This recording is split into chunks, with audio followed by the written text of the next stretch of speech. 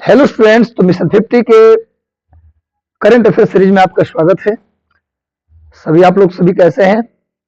कैसे हैं आप सभी? जल्दी से जुड़ जाइए। सभी लोग जल्दी से जुड़ जाएं और इस करंट अफेयर को एंजॉय करें। आप लगातार सभी लोग जुड़ जाएं, कंटेंट को शेयर कर दें। टेक्निकल प्रॉब्लम के कारण फिर से आज लेट हुआ है। थोड़ी सी टेक्निकल दिक्कत हो गई थी, इस वजह से लेट हुआ है। Gudiya Rajput, good evening. सबको गुड इवनिंग। शेयर कर दीजिए सेशन। संजना कुमारी, आशीर्वाद, शुभकामनाएं। सबको शुभकामनाएं। Rajmihir Gupta ji, good evening. Arsi Azad, good evening. Sanjana Kumari, good evening. Chandana Kumari, good evening. सबको good evening. Mintu ji, good evening. Nitesh Sharma, good evening. New Raj information Madhepura, आशीर्वाद, शुभकामनाएं। Rajkumar ji, good evening. Vikas Kumar Mishra ji, good evening. सबको गुड इवनिंग, सबको शुभकामनाएं। काजल कुमारी, चंदा, dream BPSC mission, Rajkumar ji, Manish Kumar, mission service, सबको गुड इवनिंग, सबको शुभकामनाएं। Aman ji, good evening. Dream BPSC, Asha Kumari, सबको गुड इवनिंग, सबको शुभकामनाएं। एजुकेशन पॉइंट, सबको गुड इवनिंग। आशा, चंदा, सबको गुड इवनिंग। दीपक सोनी जी, सबको गुड इवनिंग, सबको शुभकामनाएं। सब लोग लगातार सेशन को शेयर कर दें, सेशन को ताकि अधिक से अधिक आपको इसका लाभ मिल सके। तो चलिए हम लोग आज का पहला करंट देखते हैं। मैक्सिमम शेयर कर दीजिए, हर ग्रुप में शेयर कर दीजिए सेशन को। प्रत्येक ग्रुप में, जितना भी व्हाट्सएप ग्रुप है, टेलीग्राम ग्रुप है, सब में शेयर कर दीजिए। गुड इवनिंग सबको। Amarnath ji, good evening, good evening. Anjali, good evening. Kajal Kumari, good evening. Sumit ji, good evening. सबको गुड इवनिंग, सबको शुभकामनाएं। आकाश जी, सबको गुड इवनिंग, सबको शुभकामनाएं। चलिए इसी जोश के साथ लोग शुरुआत करते हैं आज के करंट अफेयर के सीरीज को, गर्मजोशी के साथ, बिल्कुल धमाके के साथ।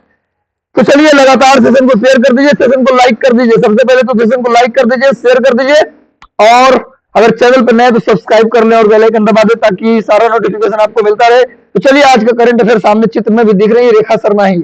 ये कौन है? रेखा शर्मा। रेखा शर्मा दूसरे कार्यकाल के लिए 3 वर्ष तक इनके राष्ट्रीय महिला आयोग के अध्यक्ष चुन ली गई हैं। अगले 3 साल के लिए दूसरे कार्यकाल, महिला आयोग का कार्यकाल 3 वर्ष का होता है। महिला आयोग का कार्यकाल 3 वर्ष का होता है। 1992-93 में महिला आयोग की स्थापना की गई थी। नेशनल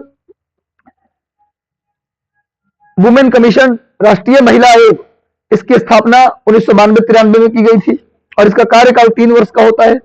और मैं आपको बता दूं कि जो राष्ट्रीय महिला आयोग है वो एक अर्ध न्यायिक, यानी इसको बोल सकते क्वासी जुडिशियल बॉडी के रूप में काम करता है। मैंने समझाया था पिछले वीडियो में क्वासी जुडिशियल बॉडी का मतलब क्या होता है। क्वासी जुडिशियल बॉडी का मतलब होता है कि ऐसा बॉडी जो कोई निर्णय तो न ले, कोई डिसीजन तो न ले, लेकिन वो जुडिशियरी की तरह काम करता है। सबूत मंगवा सकता है, किसी को प्रेजेंट होने कह सकता है, इसी को बोलते हैं क्वासी जुडिशियल बॉडी। तो रेखा शर्मा पहले भी महिला आयोग की चेयरपर्सन थी, फिर 3 वर्ष के लिए इनको चुन लिया गया है अगले 3 साल में। देखिए मेरा उद्देश्य है पिछला जनवरी से लेकर 2021 जनवरी से लेकर 2022 मार्च तक का करंट अफेयर सीरीज आपको करवाना।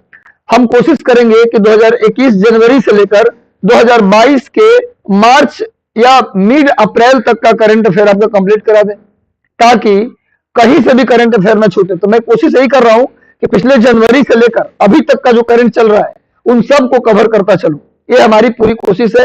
इसलिए आप लोग को चिंता थी कि क्या सर हम लोग को क्या डेली करंट करवाएंगे या फिर पुराने करंट को भी कवर करेंगे। देखिए मेरा उद्देश्य आपका डेली न्यूज़पेपर कराना नहीं है, डेली न्यूज़पेपर तो रहेगा ही, लेकिन साथ ही साथ आपको मेरा जो मकसद है वो मकसद है पिछले जनवरी से लेकर इस अप्रैल मिड तक का सेशन करवाना। इसलिए लगातार सेशन से जुड़ जाए। मेरी कोशिश है कि आपको करंट अफेयर में आपको कोई और मैगजीन या कोई और चैनल्स को जाने की जरूरत ना पड़े। हमारे चैनल में जितना कंटेंट मिल जाए अप्रैल मिड तक का, आपको फिर दोबारा कहीं पढ़ने की जरूरत ना पड़े। तो इसलिए सेशन को शेयर कर दीजिए ताकि अधिक से अधिक लोगों को ये मिल जाए। अपने सारे ग्रुप में, सारे मेंबर के साथ, सारे दोस्त के साथ सेशन को शेयर कर दे, लिंक को शेयर कर दे ताकि अधिक से अधिक लोग इससे जुड़ सके, ताकि करंट अफेयर की चिंता सबको दूर हो जाए। हम चाहते हैं कि 31-32 जो करंट अफेयर आते हैं वो कंप्लीट आपका हो जाए। तो रेखा शर्मा का मैंने पिक दे दिया, देखिए आप। अगला करंट अफेयर है दीपक दास लेखा महानियंत्रक के पदभार ग्रहण किए हैं। लेखा महानियंत्रक के पदभार, दीपक दास का चित्र है, आईएएस ऑफिसर है और इनको लेखा महानियंत्रक, भारत के नए लेखा महानियंत्रक किनको बनाया गया? दीपक दास को। याद कर लीजिए, इनका चित्र भी है। अगला करंट अफेयर है केंद्रीय अन्वेषण bureau, CBI, central bureau of investigation, CBI, केंद्रीय अन्वेषण ब्यूरो के निदेशक सुबोध कुमार जायसवाल को बनाया गया है। सीबीआई के डायरेक्टर बने हैं सुबोध कुमार जायसवाल, और ये आईपीएस अधिकारी हैं, भारत सरकार में आईपीएस अधिकारी हैं, और ये बने हैं केंद्रीय अन्वेषण ब्यूरो यानी सीबीआई के निदेशक बने हैं अभी हाल में। तो सुबोध कुमार का नाम आप लोग याद कर लीजिएगा। आगे आते हैं, भारतीय विमानपत्तन प्राधिकरण के अध्यक्ष संजीव कुमार को बनाया गया है। भारतीय विमानपत्तन प्राधिकरण के जो अध्यक्ष हैं उसको बनाया गया संजीव कुमार, ये भी आईएएस ऑफिसर है संजीव कुमार। इनको भारतीय विमानपत्तन प्राधिकरण का क्या बनाया गया है? चेयरपर्सन। मैंने एक वन लाइनर करंट की शुरुआत किया है ताकि कुछ अपॉइंटमेंट भी आपका हो जाए। हम तो रोज करा ही रहे हैं सब चीज, लेकिन कोशिश की गई कुछ अपॉइंटमेंट्स भी आपका, कुछ जो नियुक्तियां हाल में जो कुछ लोग नियुक्त हुए हैं उनको भी आपको करा दिया जाए। क्लियर है? तो अभी सुबोध, क्या नाम इनका, संजीव कुमार, इन्हें बनाया गया है भारतीय विमानपत्तन प्राधिकरण का, यानी कि एयरपोर्ट अथॉरिटी ऑफ इंडिया के अध्यक्ष, एयरपोर्ट अथॉरिटी ऑफ इंडिया के चेयरपर्सन संजीव कुमार जी को बनाया गया है। ये आईएएस ऑफिसर है। आगे आते हैं, राष्ट्रीय अनुसूचित जाति आयोग एससी कमीशन के अध्यक्ष हर्ष चौहान को बनाया गया है। हर्ष चौहान जी का चित्र देखिए, ये सामने हर्ष चौहान जी है। ये एक बहुत बड़े सामाजिक कार्यकर्ता है, एक सोशल एक्टिविस्ट है। इनको बनाया गया है राष्ट्रीय अनुसूचित जाति आयोग के चेयरपर्सन यानी एससी कमीशन के चेयरपर्सन।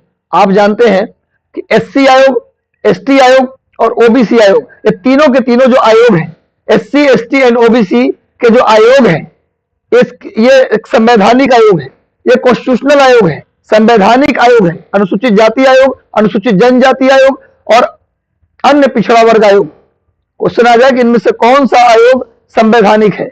संवैधानिक आयोग कहने का मतलब यह होता है कि ऐसा आयोग जिसका गठन संविधान के किसी न किसी अनुच्छेद के तहत होता है।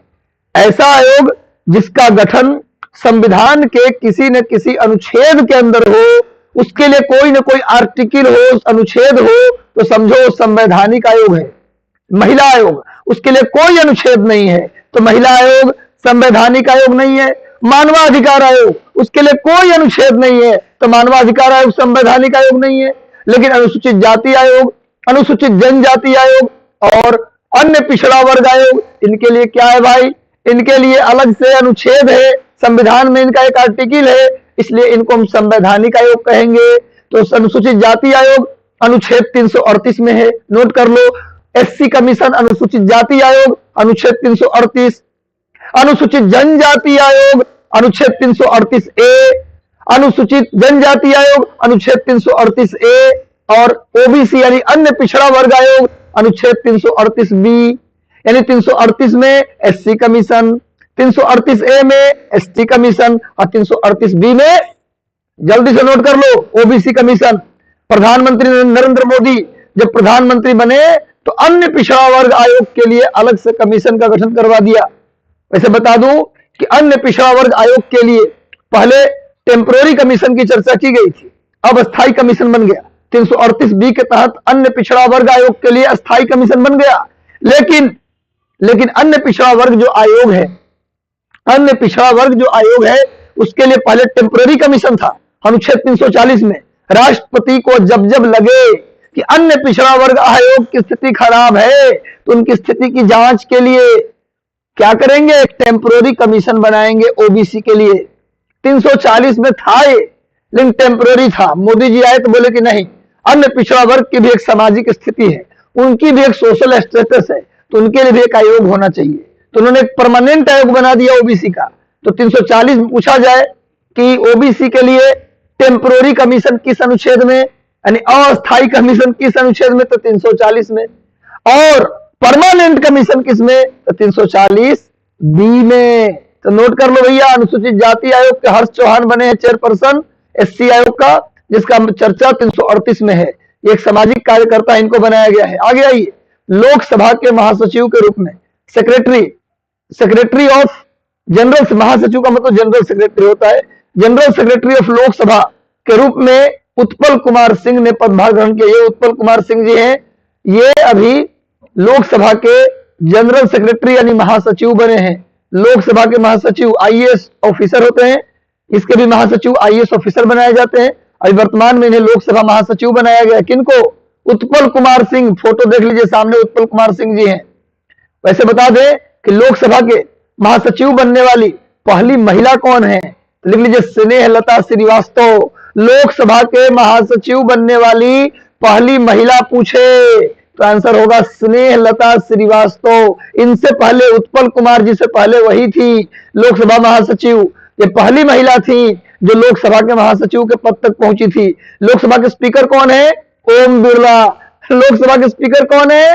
तो ओम बिरला। लोकसभा में विपक्ष के नेता कौन है? कौन है भैया? अधीर रंजन चौधरी। और लोकसभा अध्यक्ष ओम बिरला कहां से सांसद हैं? कोटा से सांसद हैं। नोट कर लीजिएगा आप लोग इन चीजों को, ये सब इंपॉर्टेंट है। अगला करंट अफेयर बड़ी इंपॉर्टेंट है। केंद्रीय मंत्री नितिन गडकरी को खादी प्राकृतिक पेंट के ब्रांड एम्बेसडर बनाया गया है। खादी की तरफ से पेंट डेवलप किया गया है जिसका नाम है खादी प्राकृतिक पेंट। खादी प्राकृतिक, जैसा लोगो आप देख रहे हैं, लोगो सामने आप देख रहे होंगे, भारत सरकार का लोगो लगा है, खादी प्राकृतिक पेंट। इनका ब्रांड एम्बेसडर श्री नितिन गडकरी जी को बनाया गया है। और आज एक दुखद घटना हमारे सामने आया है। आज एक बहुत बड़ी दुखद घटना इस देश के लिए शोक की बात है कि एक बहुत बड़ी गायिका लता मंगेशकर जी का निधन हो गया है और ये हम सभी के लिए एक अपूरणीय क्षति है। स्वर कोकिला, दुनिया में जिनके स्वरों ने हर एक भाव में, क्या गम, क्या खुशी, क्या दुख, क्या सुख, क्या सुबह का, क्या शाम, किस पर गाना नहीं गाई उन्होंने। हर व्यक्ति को एंटरटेन किया। हर मुकाम पर, दुख के घड़ी में भी उनके गीत हमें साथ देते हैं, सुख के घड़ी में भी उनके गीत हमें साथ देते हैं। आज उनका देहांत हो गया है। हम लोग इससे काफी शोक संतप्त हैं। उनके गाने को सुनकर हम लोग लॉन्ग ड्राइव करते हैं तो उनकी गाने को बजा लेते हैं। हर एक खुशी के मौके पर उनके गाने बज जाते हैं, दुख के मौके पर भी उनके गाने हमें संबल देते हैं। तो ये बहुत बड़ी क्षति है इस देश के लिए। भारत रत्न से भी सम्मानित है, पद्म भूषण मिला हुआ है इनको, पद्म विभूषण मिला हुआ है इनको, पद्म भूषण, पद्म विभूषण, भारत रत्न, ये सारे अवार्ड लता मंगेशकर जी को मिला हुआ है। ये देश के लिए अपूरणीय क्षति है।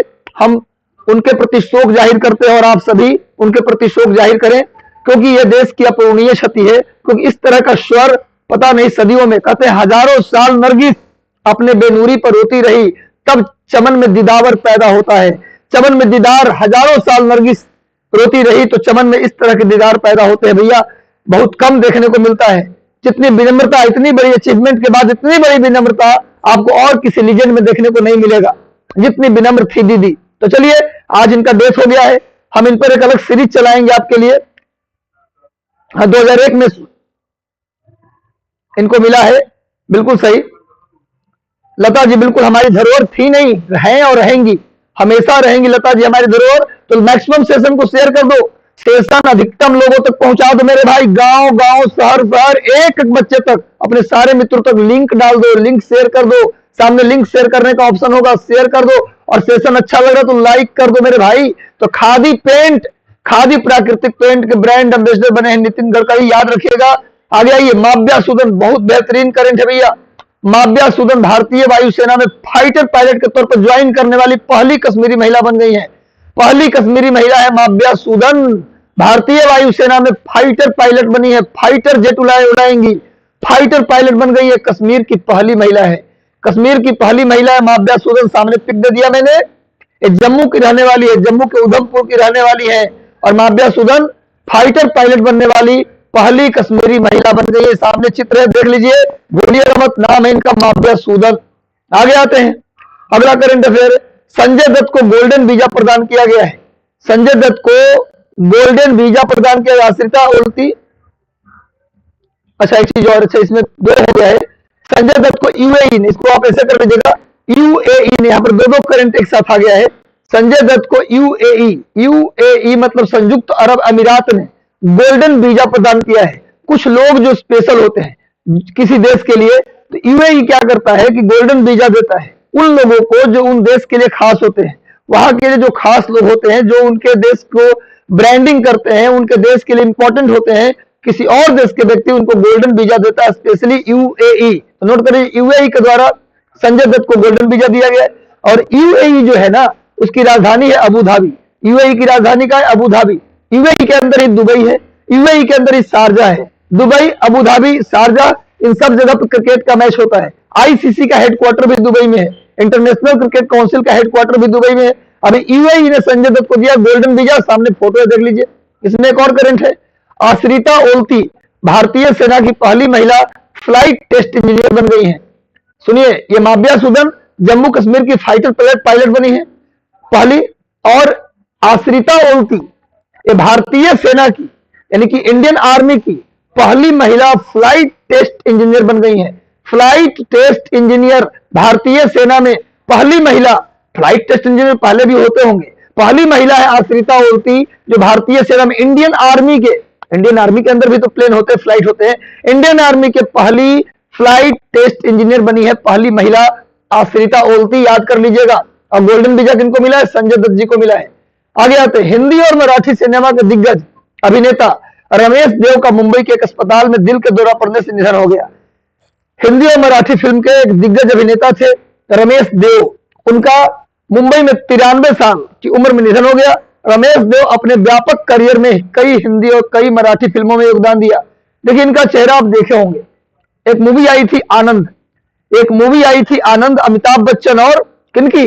राजेश खन्ना और अमिताभ बच्चन की मूवी है ना, जिसमें बोलते बाबू मुसाए, जिंदगी और मौत ऊपर वाले के हाथ में होती है, कब कौन कैसे उठेगा ये ऊपर वाला ही जानता है। उसमें डॉक्टर के रोल में है, एक डॉक्टर के रोल में कौन है? यही है डॉक्टर जो राजेश खन्ना के इलाज करते हैं। ये डॉक्टर के रोल में आनंद मूवी में जाकर देख लीजिएगा। आनंद मूवी के जो बड़े अभिनेता है कौन है भाई? रमेश देव। इनका डेथ हो गया है, निधन हो गया है। उस मूवी आनंद मूवी में डॉक्टर के रोल में थे। आगे आते हैं, इस कहानी सुनाने का मकसद है कि आप जान जाएं कि क्या हुआ है। हाल ही में फिलीपींस ने, ये तो बताया भी था पहले भी शायद, ब्रह्मोस सुपरसोनिक क्रूज मिसाइल के तट आधारित एंटी शिप संस्करण की आपूर्ति के लिए ब्रह्मोस एरोस्पेस प्राइवेट लिमिटेड के साथ एक समझौते पर हस्ताक्षर किया है। कौन? फिलीपींस ने भारत से ब्रह्मोस सुपरसोनिक क्रूज मिसाइल के तट आधारित एंटी शिप संस्करण, ध्यान रखिए किसको? ब्रह्मोस मिसाइल का कौन सा संस्करण? तट आधारित कोस्ट बेस्ड एंटी शिप संस्करण की आपूर्ति के लिए भारत के ब्रह्मोस एरोस्पेस प्राइवेट लिमिटेड के साथ समझौता किया है। इस मिसाइल के लिए पहला निर्यात ऑर्डर भेजा है, जो भारत और रूस का संयुक्त उत्पाद है। जो ब्रह्मोस है ना, वो किसने डेवलप किया? मैंने बताया था, भारत और रूस ने संयुक्त रूप से डेवलप किया है। इस मिसाइल का नाम भारत के ब्रह्मपुत्र नदी और रूस के मस्कोवा नदी के नाम पर रखा गया ब्रह्मोस। ब्रह्म हो गया ब्रह्मपुत्र, ओस मस्कोवा नदी, ब्रह्मोस ब्रह्मपुत्र और मस्कोवा नदी के नाम पर इसका नाम पड़ा ब्रह्मोस। आप जानते हैं कि रूस की राजधानी मॉस्को ये मस्कोवा नदी के किनारे ही है। रूस की राजधानी मॉस्को मस्कोवा नदी के किनारे है भाई। और ब्रह्मपुत्र नदी में दुनिया का सबसे बड़ा नदी द्वीप है, दुनिया का सबसे बड़ा रिवर आइलैंड नदी द्वीप माजुली, ये ब्रह्मपुत्र नदी के अंदर ही है। ये सब नोट कर लीजिए। ब्रह्मपुत्र नदी दुनिया का सबसे बड़ा रिवर आइलैंड ब्रह्मपुत्र नदी में है माजुली, और सबसे अधिक नदी द्वीप की संख्या भी ब्रह्मपुत्र नदी में ही है। और ब्रह्मपुत्र नदी को तिब्बत में सांगपो के नाम से जानते हैं, ब्रह्मपुत्र नदी को अरुणाचल प्रदेश में दिहांग के नाम से जानते हैं, ब्रह्मपुत्र नदी को बांग्लादेश में जमुना के नाम से जानते हैं। तो ब्रह्मपुत्र नदी और मस्कोवा नदी के नाम पर पड़ा ब्रह्मोस का नाम। यह एक मल्टी प्लेटफॉर्म मिसाइल है, यानी इसे जमीन, हवा और समुद्र से भी छोड़ा जा सकता है। मतलब जो ब्रह्मोस मिसाइल है ये मल्टी प्लेटफॉर्म का मतलब कहीं से भी इसे छोड़ सकते हैं आप। मल्टी प्लेटफॉर्म मिसाइल है। सामने मैंने फिलीपींस का चित्र दिया है, जिसने क्या किया है भाई? खरीदा है भारत से। क्या खरीदा है? कोस्ट बेस्ड एंटी शिप संस्करण की आपूर्ति के लिए ब्रह्मोस एरोस्पेस के साथ समझौता किया। देखो यहां मनीला, फिलीपींस की राजधानी कहां है? मनीला। और मनीला में एशियन डेवलपमेंट बैंक का हेडक्वार्टर है, यानी एशियन डेवलपमेंट बैंक का मुख्यालय है मनीला, फिलीपींस की राजधानी। या एशियन डेवलपमेंट बैंक का मुख्यालय है। साथ ही इंटरनेशनल राइस रिसर्च इंस्टीट्यूट, इसका भी हेडक्वार्टर कहां है? अंतरराष्ट्रीय चावल अनुसंधान संस्थान, इसका भी हेडक्वार्टर फिलीपींस में है। अब फिलीपींस में जो साइक्लोन आता है, नोट कर लो, फिलीपींस में जो चक्रवात आता है उसका नाम है बेंजियो, BANJIO, बेंजियो। फिलीपींस में आने वाले साइक्लोन को बेंजियो के नाम से जानते हैं, BANJIO। फिलीपींस में आने वाले साइक्लोन को बेंजियो के नाम से जानते हैं। और फिलीपींस के पास में ही क्या है भैया? प्रशांत महासागर में मेरियाना ट्रेंच है। मेरियाना गर्त दुनिया का सबसे पहला, सबसे गहरा, सबसे डीपेस्ट ट्रेंच इन वर्ल्ड। क्या बोलेंगे आप? Mariana trench. जानते होंगे दुनिया का सबसे गहरा, समुद्र के सबसे गहरे भाग को गर्त या ट्रेंच कहते हैं। तो दुनिया का सबसे गहरा ट्रेंच मेरियाना ट्रेंच, वो भी फिलीपींस के पास है। मेरियाना ट्रेंच का दूसरा नाम है चैलेंजर गर्त। मेरियाना गर्त और चैलेंजर गर्त एक ही गर्त का दो नाम है, एक ही गर्त है। मेरियाना या चैलेंजर एक ही बात है। इसकी गहराई 11,033 मीटर है। ये भी फिलीपींस के पास में ही है। यहाँ पर जो चक्रवात आता है उसका नाम क्या है? बेंजियो। नोट कर लेना। हाल ही में भारत और रूस के बीच नई दिल्ली में संयुक्त राष्ट्र से संबंधित मुद्दों पर द्विपक्षीय परामर्श वार्ता आयोजित की गई। यूएनओ के मुद्दे पर।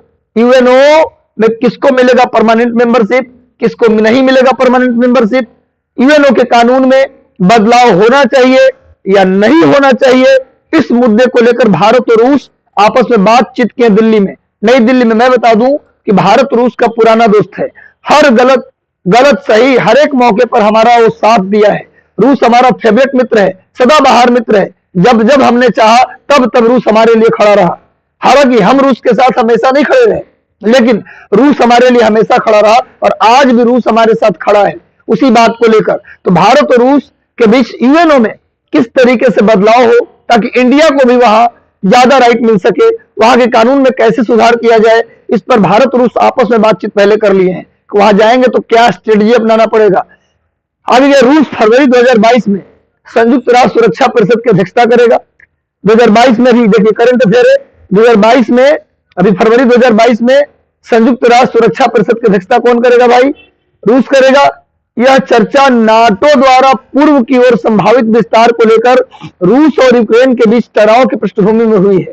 ये जो वार्ता हुआ है, खासकर अभी जो यूक्रेन का मुद्दा चल रहा है, रूस जो है उधर बेलारूस और इधर से दो तरफ से, इधर से ब्लैक सी की तरफ से सेना खड़ा कर दिया है। तो अभी अमेरिका बहुत धमकी दे रहा है कि यूक्रेन पर तुम हमला कर दिए तो तुमको सिखा देंगे, ये कर देंगे, वो कर देंगे। सिखाने दीजिए रूस को, क्या सिखा पाएंगे? पाकिस्तान समझ लिया है सबको। तो मेरा कहना है भाई कि रूस जो है यूक्रेन के चारों तरफ अपना घेराबंदी किया है। इस बात को लेकर भी भारत और रूस के बीच बातचीत हुआ। अब रूस जो है संयुक्त राष्ट्र सुरक्षा परिषद की अध्यक्षता करेगा फरवरी 2022 में। ये करंट आप लोग याद रखिएगा। कहां वार्ता हुआ है? दिल्ली में हुआ है। इससे पहले 21वां भारत रूस वार्षिक शिखर सम्मेलन नई दिल्ली में आयोजित हुआ। इसी समय इस बार 21वां भारत रूस वार्षिक, हम लोग हर साल भारत रूस हर साल एक शिखर सम्मेलन करते हैं। एक साल रूस में होता है, दूसरे साल भारत में, फिर अगले साल रूस में, दूसरे साल भारत में, अल्टरनेट करके होता है मीटिंग।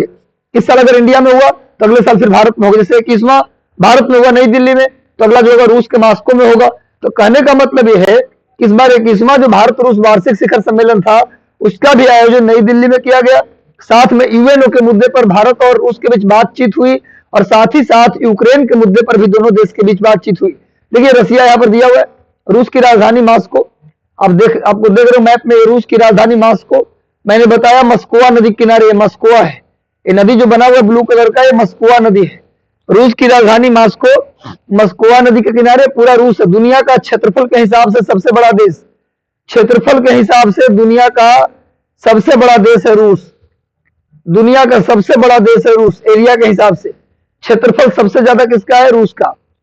उसके बाद कनाडा का, उसके बाद चीन का, उसके बाद यूएसए का, फिर ब्राजील का। क्रम से 5 देश का लिस्ट मैंने बताया। एरिया के हिसाब से, क्षेत्रफल के हिसाब से सबसे बड़ा देश रूस, उसके बाद कनाडा, उसके बाद चीन, उसके बाद यूएसए, उसके बाद ब्राजील, उसके बाद ऑस्ट्रेलिया, उसके बाद भारत। भारत का कितना स्थान है भाई? 7वां। एक क्षेत्रफल के हिसाब से भारत 7वें स्थान पर है। क्षेत्रफल के हिसाब से भारत 7वें स्थान पर, नोट कर लीजिएगा। क्लियर है? रूस की राजधानी मॉस्को। ये रूस एक ऐसा देश है जो यूरोप और एशिया दोनों में पड़ता है।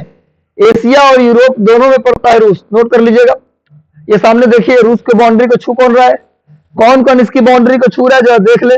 इसकी बाउंड्री को छू रहा है नॉर्वे छू रहा है। उसके बाद फिनलैंड छू रहा है। उसके बाद इसकी बाउंड्री को यूक्रेन छू रहा है। क्लियर है? उसके बाद इसकी बाउंड्री को कजाकिस्तान छू रहा है, मंगोलिया छू रहा है, चाइना भी छू रहा है। तो ये सब इसकी बाउंड्री को छू रहे हैं। ठीक है? ये रूस का कमचटका प्रायद्वीप है। रूस का कमचटका प्रायद्वीप है। अगले करंट पे बढ़ते हैं।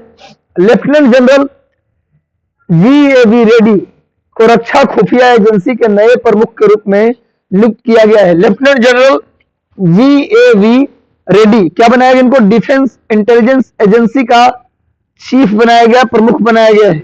Defence intelligence agency GAV Reddy, इनको डिफेंस इंटेलिजेंस एजेंसी का चीफ बनाया गया है। वे लेफ्टिनेंट जनरल KJS ढिल्लों का स्थान लेंगे।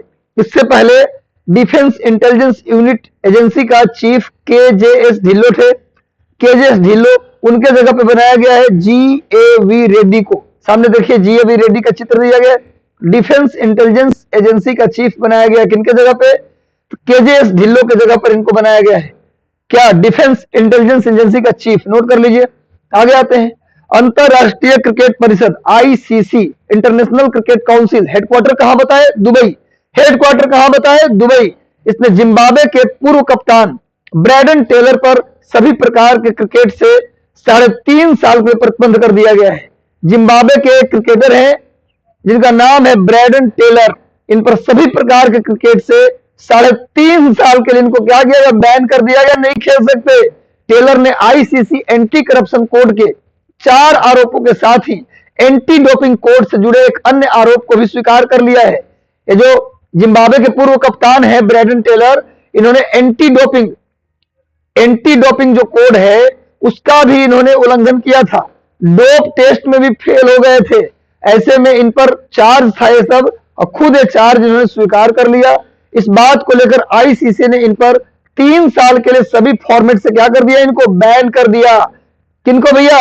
ब्रैडन टेलर, सामने इनका पिक दिया है, ब्रैडन टेलर है। इनको 3 साल के लिए बैन किया गया है। डोपिंग टेस्ट से लेकर और भी एंटी करप्शन के जितने भी कोड थे जिनका इन्होंने उल्लंघन किया था, उसके लिए इनको क्या किया गया? बैन किया गया है ICC की तरफ से। आगे आते हैं अगले करंट की ओर। इजराइल और भारत देश ने राजनयिक संबंधों के 30 साल पूरे होने पर जश्न मनाया। भारत इजराइल के बीच इसके जो डिप्लोमेटिक रिलेशंस है उसके 30 ईयर पूरे हो गए। 17 सितंबर 1950 को इजराइल को मान्यता दिया था भारत ने। इजराइल बना कब? नोट कर लीजिए, 1948। इजराइल पूरे पश्चिम और मध्य एशिया में सारे लोग मुस्लिम कंट्री थे। ब्रिटेन वहां से जाते जाते वहां यहूदियों को बसा गया। फिलिस्तीन के क्षेत्र में यहूदियों को बसा दिया ब्रिटेन ने। फिलिस्तीन पहले ब्रिटेन के कब्जे में था, ब्रिटिश कब्जे में था, और ब्रिटिश कब्जे से क्या किया गया? जब ब्रिटिश वहां से जाने लगे तो वहां पर यहूदियों को बसा दिए। यहूदियों को बसा दिए, यहूदी एक धर्म होता है, उसे बसा दिया। दुनिया के सारे यहूदी वहां आकर बस गए। एक चाल थी, ब्रिटेन की एक चाल थी कि अगर यहां पर यहूदी इस्लामिक कंट्री के बीच में भी यहूदी को शिफ्ट कर देते हैं तो इन सभी देशों को कंट्रोल करना आसान होगा। इसलिए वहां यहूदी देश बनाया गया जिसका नाम रखा गया इजराइल। इजराइल का नींव कब रखा गया? 1948 में। भारत ने इजराइल को कब मान्यता दी? 1950 में। लेकिन देशों के बीच जो संबंध थे, डिप्लोमेटिक रिलेशन थे, वो 29 जनवरी 1992 को स्थापित हुआ। नोट कर लीजिए, भारत इजराइल के बीच राजनयिक संबंधों की शुरुआत 29 जनवरी 1992 को हुआ। इजराइल की स्थापना 1948 में हुआ। भारत ने इजराइल को एक देश के रूप में मान्यता कर दी 1950 में।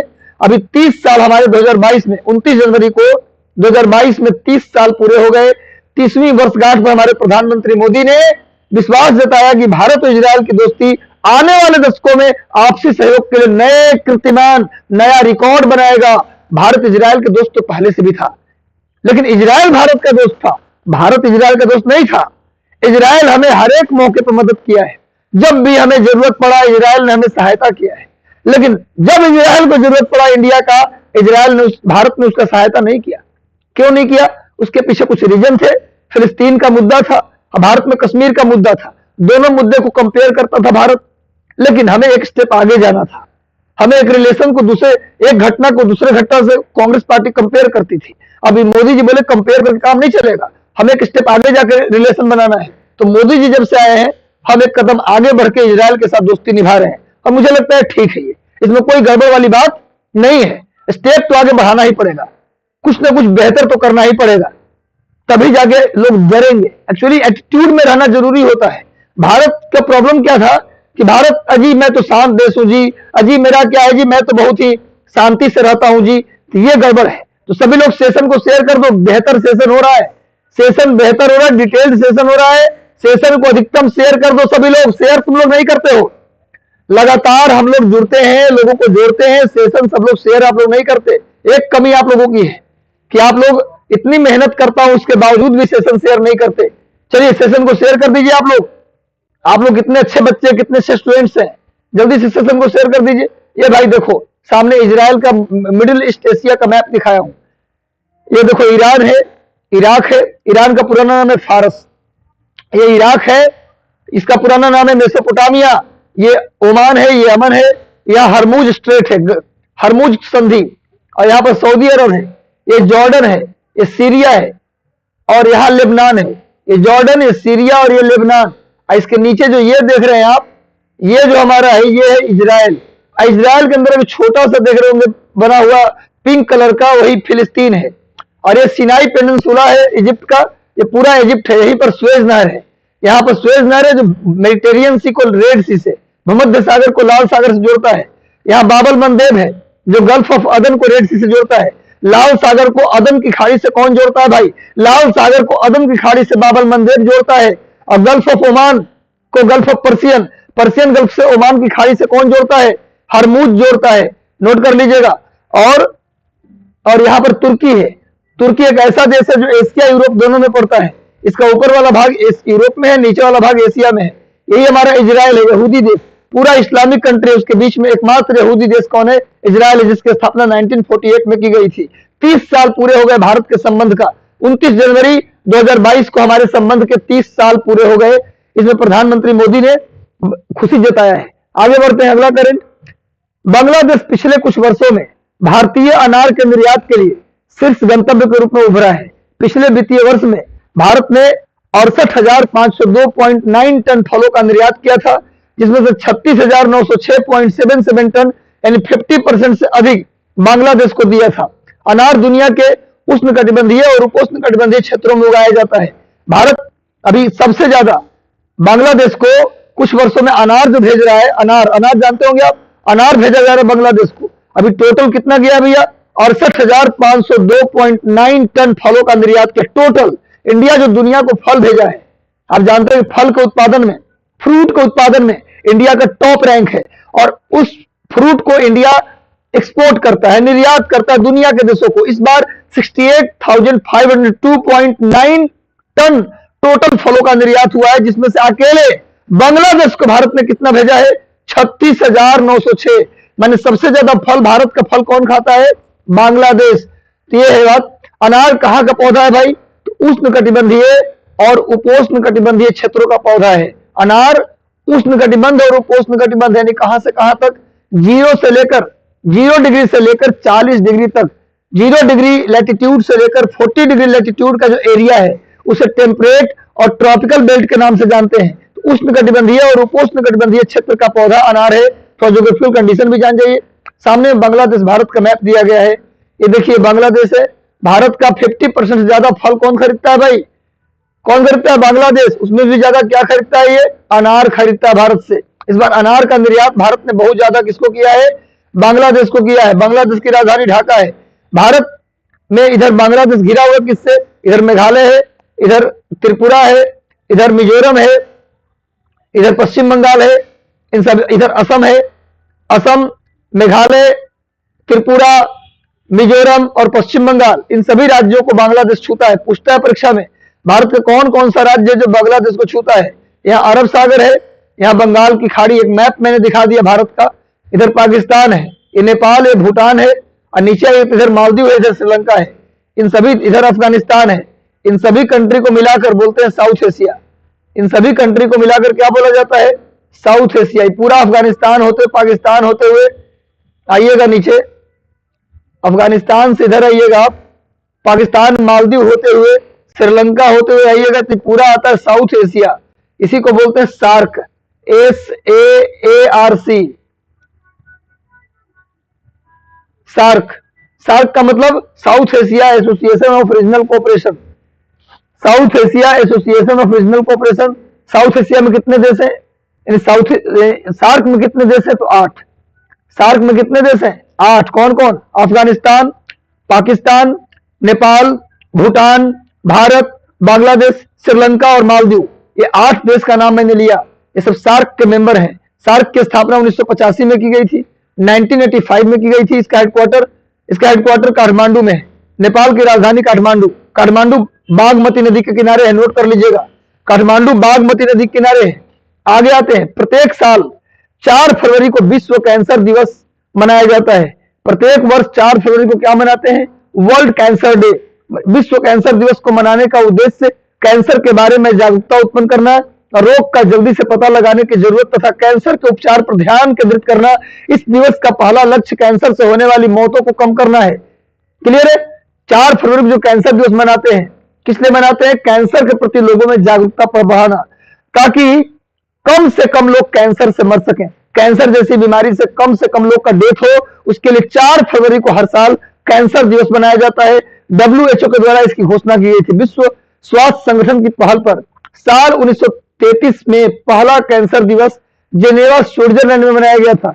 यानी कि कैंसर दिवस की शुरुआत 1933 से शुरू किया गया। वर्ल्ड कैंसर डे 4 फरवरी को कब से मना रहे हैं? 1933 से मना रहे हैं। कौन मना रहे हैं? वर्ल्ड हेल्थ ऑर्गेनाइजेशन, यानी कि विश्व स्वास्थ्य संगठन, जिसका हेडक्वार्टर भी स्विट्जरलैंड के जेनेवा में है। विश्व स्वास्थ्य संगठन का हेडक्वार्टर कहां है? जेनेवा में। इसके द्वारा 1933 से ही मनाया जा रहा है 4 फरवरी को विश्व कैंसर दिवस, ताकि लोगों में कैंसर के प्रति जागरूकता हो। जैसे ही इसका कोई लक्षण दिखे, लोग उसको तुरंत इलाज करें, ताकि पहले फेज में कैंसर का पकड़ आ जाए। क्योंकि फर्स्ट फेज में कैंसर होता है तो ठीक हो जाता है, फर्स्ट फेज के कैंसर अब ठीक हो जाता है। आगे आते देखिए, कैंसर डे का मैंने चित्र दे दिया आपको, सामने देख लीजिए। 1933 से मनाया जा रहा है। हाल ही में केरल सरकार ने घोषणा की है कि देश का पहला ग्राफीन नवाचार केंद्र, ग्राफीन आप जानते हैं, ग्राफीन का आजकल उपयोग एलईडी पैनल, एलईडी बनाने में किया जा रहा है। हाल ही में केरल सरकार द्वारा पहला ग्राफीन नवाचार केंद्र, ग्राफीन इनोवेशन सेंटर केरल के त्रिशूर में स्थापित किया जा रहा है। यह केरल के डिजिटल विश्वविद्यालय इलेक्ट्रॉनिक्स प्रौद्योगिकी के लिए सामग्री केंद्र सीमेट और टाटा स्टील लिमिटेड का एक संयुक्त उद्यम है। कौन कौन मिलकर लगा रहा है? डिजिटल विश्वविद्यालय इलेक्ट्रॉनिक प्रौद्योगिकी के लिए सामग्री केंद्र सीमेट और टाटा स्टील लिमिटेड, इन दोनों के द्वारा मिलकर त्रिशूर में ग्राफीन इनोवेशन सेंटर बनाया जा रहा है, केरल के त्रिशूर में।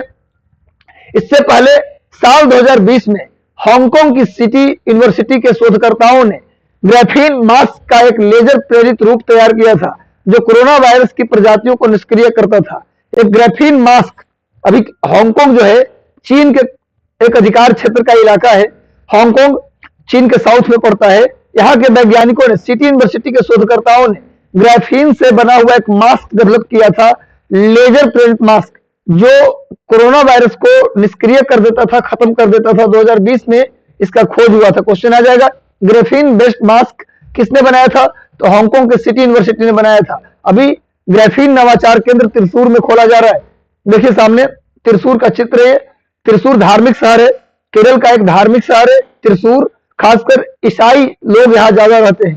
तो त्रिशूर में खोला गया है ग्राफीन इनोवेशन सेंटर, नोट कर लीजिएगा। आगे आइए, प्रत्येक वर्ष 30 जनवरी को, ऐसे 30 जनवरी को शहीद दिवस मनाते हैं। 30 जनवरी को हम शहीद दिवस मनाते हैं। महात्मा गांधी की हत्या 1948 में कर दिया गया था नाथूराम गोडसे के द्वारा। दिल्ली के बिरला मंदिर के सामने नाथूराम गोडसे ने गांधी जी की हत्या कर दी थी। तो 30 जनवरी को शहीद दिवस भी मनाते हैं, लेकिन 30 जनवरी को उपेक्षित उष्णकटिबंधीय रोग दिवस भी मनाते हैं।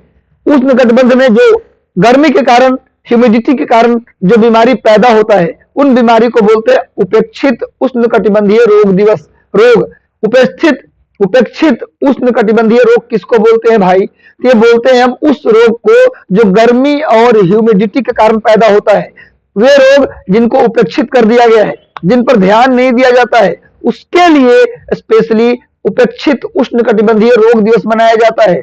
और बता दूं आपको, उष्णकटिबंधीय रोग दिवस जो है उपेक्षित, इसमें कौन कौन आ जाता है? स्लीपिंग सिकनेस आ जाता है, इसमें पेचिस आ जाता है, इसमें कालाजार आ जाता है, इसमें मलेरिया आ जाता है। ये सब क्या है? उपेक्षित उष्णकटिबंधीय रोग। इन पर एक दिवस मनाया जाता है 30 जनवरी को। 30 जनवरी को उपेक्षित रोग दिवस मनाते हैं। इस दिन को मान्यता देने का प्रस्ताव संयुक्त अरब अमीरात द्वारा प्रस्तुत किया गया था, यानी UAE, संयुक्त अरब अमीरात, जिसकी राजधानी अबू धाबी है, जहां दुबई है, जहां शारजा है। सबसे पहली बार 30 जनवरी को इस तरह के दिवस मनाने का जो प्रस्ताव दिया गया था WHO को, वो दिया था UAE ने। विश्व स्वास्थ्य सभा, विश्व स्वास्थ्य संगठन के निर्णय वाली एक संस्था है। उपेक्षित उष्णकटिबंधीय रोग दिवस संक्रमण का एक समूह है जो अफ्रीका, एशिया, अमेरिका के विकासशील क्षेत्रों में हाशिए पर रहने वाले समुदायों में सबसे ज्यादा पाया जाता है। ये रोग अफ्रीका, एशिया और अमेरिका, कौन से क्षेत्र जहां बहुत ज्यादा गर्मी होती है और बहुत ज्यादा वर्षा होती है, उस क्षेत्र में जहां बहुत ज्यादा ह्यूमिडिटी होती है, उस क्षेत्र में इस तरह की बीमारी ज्यादा पनपते हैं। इसलिए उन क्षेत्रों में काम करने के लिए 30 जनवरी को प्रत्येक साल उष्णकटिबंधीय रोग दिवस हम लोग मनाते हैं। UAE के प्रस्ताव पर WHO ने फैसला लिया कि भाई हम इसको मनाएंगे। WHO का हेडक्वार्टर मैंने बताया जेनेवा में। आगे आते हैं। हाल ही में पंजाब नेशनल बैंक और बाबा रामदेव की पतंजलि आयुर्वेद लिमिटेड ने national payment corporation of India की पार्टनरशिप में को ब्रांडेड क्रेडिट कार्ड लॉन्च किया है। अभी PNB और पतंजलि आयुर्वेद लिमिटेड, इन दोनों ने मिलकर एक को ब्रांडेड क्रेडिट कार्ड लॉन्च किया है। प्लेटिनम क्रेडिट कार्ड पर 25,000 रुपए से 5 लाख रुपए तक की क्रेडिट लिमिट होगी, यानी कि क्रेडिट कार्ड होगा आपके पास। समझा रहे बात ना? पतंजलि आयुर्वेद लिमिटेड और नेशनल PNB के बीच हुआ है समझौता, उसमें आप उस कार्ड का उपयोग आप कर सकते हैं। यानी प्लेटिनम क्रेडिट कार्ड दिया जाएगा आपको, उसमें आपको 25,000 रुपए से लेकर 5 लाख रुपए तक की क्रेडिट लिमिट होगी, यानी इतना तक का सामान आप खरीद सकते हैं। किस आधार पर? क्रेडिट के आधार पर। अब बाद में उसका पेमेंट करिए। वहीं सेलेक्ट कार्ड पर, इसमें दो तरह का कार्ड बना है। प्लेटिनम क्रेडिट कार्ड अगर आपको मिला है तो 25,000 से 5 लाख का सामान खरीद सकते हैं। और यदि आपको मिला है क्या, यदि आपको मिला है सेलेक्ट कार्ड, तो उस पर आप 50,000 से लेकर 10 लाख रुपए तक का आप सामान खरीद सकते हैं। ठीक है ना? NPCI के रुपये को पतंजलि के विशाल मर्चेंट नेटवर्क में की पहुंच मिलेगी। मतलब कि पतंजलि का ये जो कार्ड है, इस्तेमाल पतंजलि स्टोर और पतंजलि द्वारा बनाए गए प्रोडक्ट के लिए किया जा सकता है। तो पतंजलि का जो मार्केट है, उस मार्केट के लिए कार्ड लॉन्च किया गया है और इस कार्ड का इस्तेमाल आप कर सकते हैं। कौन करेगा भाई? आम आदमी तो ये कार्ड लेगा नहीं, क्योंकि 25,000 से लेकर 5 लाख तक की लिमिट है और एक में 50,000 से 10 लाख, तो कोई होलसेलर दुकानदार होगा वही खरीदेगा इसको। तो ये कार्ड लॉन्च किया है PNB में पतंजलि आयुर्वेद लिमिटेड। दो तरह का कार्ड है, कार्ड याद कर लीजिए। प्लेटिनम क्रेडिट कार्ड के तहत 25,000 से 5 लाख खर्च कर सकते हैं और सेलेक्ट कार्ड के तहत 50,000 से लेकर 10 लाख रुपए तक का, यानी कि सेलेक्ट कार्ड मिलेगा तो ज्यादा आप उसमें उस क्रेडिट कार्ड से आप परचेजिंग कर सकते हैं। क्लियर है? ये PNB का चित्र है। और आप जानते हैं कि PNB 1993 में, PNB की स्थापना 1893 में 1893 में हुआ था। पंजाब नेशनल बैंक की स्थापना 1893 में हुआ था। इसको आप नोट कर लीजिएगा। आगे आते हैं। अमेरिका के राष्ट्रपति जो बाइडेन ने कतर को एक बड़ा गैर नाटो सहयोगी नामित किया है। कतर की राजधानी दोहा। आप जानते हैं मिडिल ईस्ट में एक देश है, मध्य पूर्व एशिया, मिडिल ईस्ट एशिया का एक देश है कतर। कतर की राजधानी का है दोहा। तो अमेरिका के राष्ट्रपति जो बाइडेन क्या बनाए हैं? गैर नाटो सहयोगी। नाटो का मतलब North Atlantic Treaty Organisation. NATO की स्थापना 1949 में कोल्ड वार के दौरान की गई थी, रूस को जवाब देने के लिए। रूस को तगड़ा जवाब देने के लिए अटलांटिक महासागर के दोनों किनारों पर जितने भी देश थे, ब्रिटेन, फ्रांस और जितने भी थे, पुर्तगाल, जितने भी कंट्री थे अटलांटिक महासागर और के पश्चिमी और पूर्वी दोनों किनारों पर जो भी देश थे, उन सबको मिलाकर अमेरिका ने एक बनाया संगठन, एक सैनिक संगठन बनाया। नाटो क्या है? एक सैनिक संगठन है। इसके बारे में कहा जाता है कि वॉर के समय मदद करेगा। तो नाटो बनाया गया 1949 में। किसको जवाब देने के लिए? रूस को जवाब देने के लिए, सोवियत संघ को जवाब देने के लिए कोल्ड वार के दौरान। तो नाटो में वर्तमान में 29 देश हैं, 29 कंट्री है नाटो में। और नाटो की स्थापना 1949 में की गई थी। लेकिन यह सैनिक संगठन है। नाटो का हेडक्वार्टर बेल्जियम की राजधानी ब्रुसेल्स में है। नाटो का हेडक्वार्टर बेल्जियम की राजधानी ब्रुसेल्स में है। स्थापना 1949 में। नोट कर लीजिए। अमेरिका भी क्या किया है? जो बाइडेन ने क्या किया है कि कतर को गैर नाटो सहयोगी नामित किया है। आप नाटो में नहीं रहिए, लेकिन नाटो का आप सहयोग करते हैं। नाटो में न रहते हुए भी नाटो का आप सहयोग कर रहे हैं, इसका मतलब आप गैर नाटो सहयोगी हैं। सबसे बड़ा गैर नाटो सहयोगी नामित किया है कतर को। यह मुख्य रूप से एक सांकेतिक सम्मान है। ऐसा नहीं कि नाटो का मेंबर बनने जा रहा है, एक सांकेतिक सम्मान है जो अफगानिस्तान से लोगों को निकालने और गाजा में पिछले साल के इजराइल हमास युद्ध को समाप्त करने में कतर द्वारा की गई सहायता के कारण उसका आभार प्रकट करने के लिए दिया गया है। यानी कतर को एक अवार्ड के रूप में अमेरिका ने कहा है कि आप गैर नाटो के बड़े सहयोगी के रूप में आप हैं। क्यों दिया यह अवार्ड? क्योंकि अफगानिस्तान में जो हालात उत्पन्न हुए कुछ दिन पहले तालिबान के आने के बाद, तो वहां से लोगों को निकालने में, अमेरिका के लोगों को निकालने में कतर ने बड़ा हेल्प किया। कतर एयरलाइंस ने बहुत हेल्प किया इसलिए। और दूसरा, इजराइल, अभी सुने होंगे पिछले साल वही फरवरी मार्च में हमास ने इजराइल पे अटैक कर दिया था। हमास एक आतंकवादी संगठन है जो इजराइल पे अटैक कर दिया था। वहां भी इस लड़ाई से निपटने में, वहां शांति स्थापित करने में कतर का एक बड़ा रोल था। इसलिए अमेरिका ने सबसे बड़ा गैर नाटो सहयोगी के रूप में तगमा दिया है कतर को। कतर एक मिडिल ईस्ट एशिया का देश है, मध्य पूर्व एशिया का देश है, जिसकी राजधानी दोहा है। नोट कर लो मेरे भाई, कतर की राजधानी दोहा। अब आते देखिए, जो बाइडेन का चित्र है, ये अमेरिका के राष्ट्रपति हैं। अमेरिका के उपराष्ट्रपति कमला हैरिस है। अमेरिका के उपराष्ट्रपति कौन है? कमला हैरिस। आगे आइए, अंतरराष्ट्रीय मुद्रा कोष ने यानी IMF ने पाकिस्तान के 6 अरब डॉलर के रुके हुए कार्यक्रम की 6ठी समीक्षा को पूरा करने की मंजूरी दी है। इसके साथ ही IMF ने नकदी की कमी से जूझ रहे पाकिस्तान को लगभग 1 अरब डॉलर के ऋण की एक किस्त तत्काल जारी करने का फैसला किया है। आपको बता दें कि पाकिस्तान और IMF ने जुलाई 2019 में ही 3 साल की विस्तारित फंड सुविधा के तहत आर्थिक नीतियों पर एक समझौता किया था और इसी समझौते के तहत हाल ही में 1 अरब डॉलर का ऋण दिया है पाकिस्तान को। कौन? International monetary fund. क्यों दिया है भैया? क्योंकि पाकिस्तान जो है नकदी की कमी, नकदी का मतलब डॉलर की कमी, डॉलर की कमी का मतलब फॉरेक्स रिजर्व। आप जानते हैं किसी भी देश का जो एक्सपोर्ट और इंपोर्ट है, किसी भी देश का एक्सपोर्ट और इंपोर्ट डिपेंड करता है उस देश की फॉरेन करेंसी पर। किसी भी देश का इन्वेस्टमेंट कोई और व्यक्ति आपके यहां इन्वेस्ट कब करेगा? जब आपके अंदर कुछ जान दिखेगा। देश के अंदर जब forex reserve, foreign currency reserve खत्म हो जाता है तो ना तो कोई आपके यहां इन्वेस्ट करने का कोशिश करता है, आपका एक्सपोर्ट रुक जाता है, इंपोर्ट रुक जाता है। जब भी कोई चीज आप खरीदते हैं किसी देश से तो क्या देके खरीदते हैं? डॉलर। पाकिस्तान के पास उस डॉलर की कमी हो गई थी, उसका रिजर्व खत्म होने जा रहा था, तो इसी के लिए IMF कर्ज देती है। मैं बता दूं कि IMF वर्ल्ड बैंक में क्या अंतर है। IMF वर्ल्ड बैंक, ये दोनों का हेडक्वार्टर वाशिंगटन DC में है। दोनों की स्थापना एक ही समय में हुआ ब्रेटन वुड्स सम्मेलन के आधार पर। लेकिन दोनों में अंतर क्या है? वर्ल्ड बैंक भी कर्ज देती है, IMF में भी कर्ज देती है, लेकिन दोनों में अंतर क्या है? वर्ल्ड बैंक हमें कर्ज देती है हमारे इंफ्रास्ट्रक्चर को डेवलप करने के लिए। जैसे मान लीजिए पटना से फतुहा तक रोड बनाना है तो हो सकता है वर्ल्ड बैंक कर्ज दे दे। पटना में मेट्रो बनाना है, वर्ल्ड बैंक हमें कर्ज दे दे। कहीं पर ब्रिज बनाना है, कहीं पर पुल बनाना है, कहीं भूकंप आ गया उसका रिकंस्ट्रक्शन करना है तो वर्ल्ड बैंक हमें कर्ज देगी, उसी से हम करेंगे। लेकिन अगर आपके देश में पैसों की कमी हो गई, नकदी की कमी हो गई, डॉलर की कमी हो गई, आपका बैलेंस ऑफ पेमेंट गड़बड़ा गया, उसके लिए लोन कौन देगा? तो IMF। IMF कभी भी आपके डेवलपमेंट के लिए लोन नहीं देता। IMF कभी भी आपके डेवलपमेंट के लिए लोन नहीं देता। IMF जब भी देगा तो आपका बैलेंस ऑफ पेमेंट खराब होगा, उसके लिए लोन देगा भाई। तो IMF किस लिए लोन देता है समझ में आ गया? वर्ल्ड बैंक किस लिए लोन देता है समझ में आ गया? दोनों का हेडक्वार्टर वाशिंगटन DC और दोनों में 190 सदस्य। दोनों में कितने मेंबर? 190 मेंबर है वर्तमान में, IMF में भी और वर्ल्ड बैंक में भी। नोट कर लेना, इससे बेहतर जानकारी आपको नहीं मिलेगा। IMF का हेडक्वार्टर वाशिंगटन DC पोटामैक नदी के किनारे है। ये IMF का लोगो मैंने दे दिया है। आगे आइए, सेशन से लगातार जुड़े रहो और सेशन को लगातार शेयर करते रहो।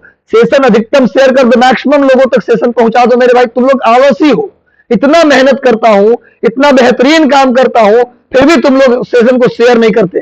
सेशन को सारे लोगों तक, सारे ग्रुप में, टेलीग्राम चलो तो शेयर कर दो और सेशन अच्छा लगा तो लाइक बटन दबा दो। सेशन अच्छा लग रहा हो तो बगल में एक लाइक बटन है, जल्दी जल्दी प्रेस करो, जितना जल्दी हो सके सभी लोग लाइक बटन प्रेस कर दो। चलो आगे बढ़ते हैं। न्यूजीलैंड के ऑलराउंडर डेरिल मिशेल को उनकी खेल भावना हेतु, जिस तरह से उन्होंने खेल को खेला है, उस भावना को ध्यान में रखते हुए न्यूजीलैंड के ऑलराउंडर डेरिल मिशेल को उनकी खेल भावना हेतु ICC ने साल 2021 का सबसे बड़ा सम्मान दिया है। उनको spirit of the cricket award 2021 से नवाजा गया है। ICC ने spirit of the cricket award 2021 किसको दिया? डेरिल मिशेल को दिया है। मिशेल पिछले साल हुए T20 विश्व कप के सेमीफाइनल में जो खेल भावना दर्शाई थी, उसी के कारण ICC ने उन्हें इस अवार्ड से नवाजा है। इस अवार्ड को डेरिल मिशेल हासिल करने वाले चौथे न्यूजीलैंड के क्रिकेटर हैं। इससे पहले न्यूजीलैंड के 3 और क्रिकेटर को spirit of the cricket award मिल चुका है। ये चौथे क्रिकेटर हैं न्यूजीलैंड के जिनको यह अवार्ड मिला है। यह अवार्ड उनसे पहले किनको किनको मिल चुका है भाई? न्यूजीलैंड के डेनियल वेटोरी, ब्रेडन मैकुलन और केन विलियमसन, ये तीनों को spirit of the cricket award पहले मिल चुका है। इन तीनों को, विटोरी को, मैकुलम को और केन विलियमसन को, इन तीनों को मिल चुका है। इस बार किसको मिला भैया? डेरिल मिशेल को मिला है। T20 वर्ल्ड कप में जिन्होंने खेल दिखाया उसके लिए इनको मिला है। देखो ये सामने पिक दे दिया गया है, डेरिल मिशेल की पिक मैंने दे दिया। इनको स्पिरिट ऑफ क्रिकेट अवार्ड 2021 से आईसीसी ने नवाजा है। इनके क्रिकेट भावना को देखते हुए ये चौथे न्यूजीलैंड के क्रिकेटर हैं। और किनको किनको इससे पहले मिल चुका है? विटोरी, मैकुलम और केन विलियमसन को इनसे पहले मिल चुका है। आगे आते हैं, भारतीय भाला फेंक स्टार नीरज चोपड़ा। आपको पता है 2020 टोक्यो ओलंपिक में नीरज चोपड़ा ने पूरे भारतीयों के सीना गर्व से चौड़ा कर दिया, ऊंचा कर दिया। नीरज चोपड़ा जी ने गोल्ड मेडल जीता जैवलिन थ्रो में, जो रिकॉर्ड बनाया अभी तक का सबसे बड़ा रिकॉर्ड। जितना दूर उन्होंने भाला फेंका, यह कहलाता स्पिरिट, यह कहलाता है कि सफलता का मूल मंत्र। कहते हैं सफलता कब मिलती है? सफलता कब मिलती है? जब आप अपनी लक्ष्य से, अपने टारगेट से प्रेम करते हैं। और टारगेट से प्रेम का मतलब क्या होता है? टारगेट से प्रेम का मतलब क्या होता है? मतलब यह होता है कुछ भी करेंगे तुम्हारे लिए, हर हाल में हमें चाहिए, हर हाल में हमें चाहिए, हम कुछ भी करेंगे। समझ आ रहा है बात? राम की शक्ति पूजा एक बहुत बड़ी कविता है निराला की। उसमें राम तपस्या करने जाते हैं। किसके लिए भाई? ताकि शक्ति हमारे फेवर में आ जाए, ताकि रावण से हम लड़ाई जीत ले। शक्ति की तपस्या करते हैं राम 24 कमल के फूल लेकर, लेकिन देवी शक्ति एक कमल के फूल गायब कर देती है परीक्षा लेने के लिए। देखते हैं राम कितना तपस्वी है। जैसे 23 फूल मिला, 24वां फूल गायब मिला। अब राम करे क्या? तपस्या कंप्लीट होने वाला था लेकिन फूल ही गायब है। अंत में राम बोले, कहती थी माता मुझे सदा राजीव ने, माता मुझे बोलती थी कौशल्या माता कि तुम्हारा बेटा आंख जो है कमल के फूल के समान है। तो माता झूठ तो नहीं बोलेंगी, चलो एक आंख ही चढ़ा देता हूं माता को। राम जाते अपनी आंख को निकालने के लिए, जैसे ही आंख जाते हैं निकालने, देवी शक्ति प्रकट हो जाती है। बोलती है बेटा मैं तुम्हारा परीक्षा ले रही थी, और बोली होगी जय, होगी जय, होगी जय, हे पुरुषोत्तम नवीन, कहा महाशक्ति राम के बदन में हो गई लीन। तो आंख निकालने को भी तैयार हो गए। हर हाल में हमें चाहिए, जिस दिन कर दोगे वो हासिल हो जाएगा। तुम्हें हासिल करना है किसी भी चीज को, तो उसके लिए आपको कुछ भी करने को तैयार होना पड़ेगा। कुछ भी छोड़ना पड़े छोड़ देंगे, किसी से जुड़ना होगा जुड़ जाएंगे, लेकिन टॉप करेंगे। ये भावना के साथ काम करोगे, कोई रोक नहीं सकता। हजारों एग्जाम्पल्स पड़े हुए हैं इस देश में जो इस तरह के कार्य करके टॉप किए हैं। चलिए आगे आते हैं। भारतीय भाला फेंक स्टार नीरज चोपड़ा को प्रतिष्ठित लॉरेंस विश्व खेल पुरस्कार में ब्रेक थ्रू पुरस्कार के लिए नामांकित किया गया है। नामांकन मिला है। भाला फेंक खिलाड़ी नीरज चोपड़ा को ब्रेक थ्रू पुरस्कार के लिए नामांकित किया गया है, अभी मिला नहीं है। इसमें एम्मा रुडुकानु और सिमोन बिलेस समेत 6 खिलाड़ी को शामिल किया गया है।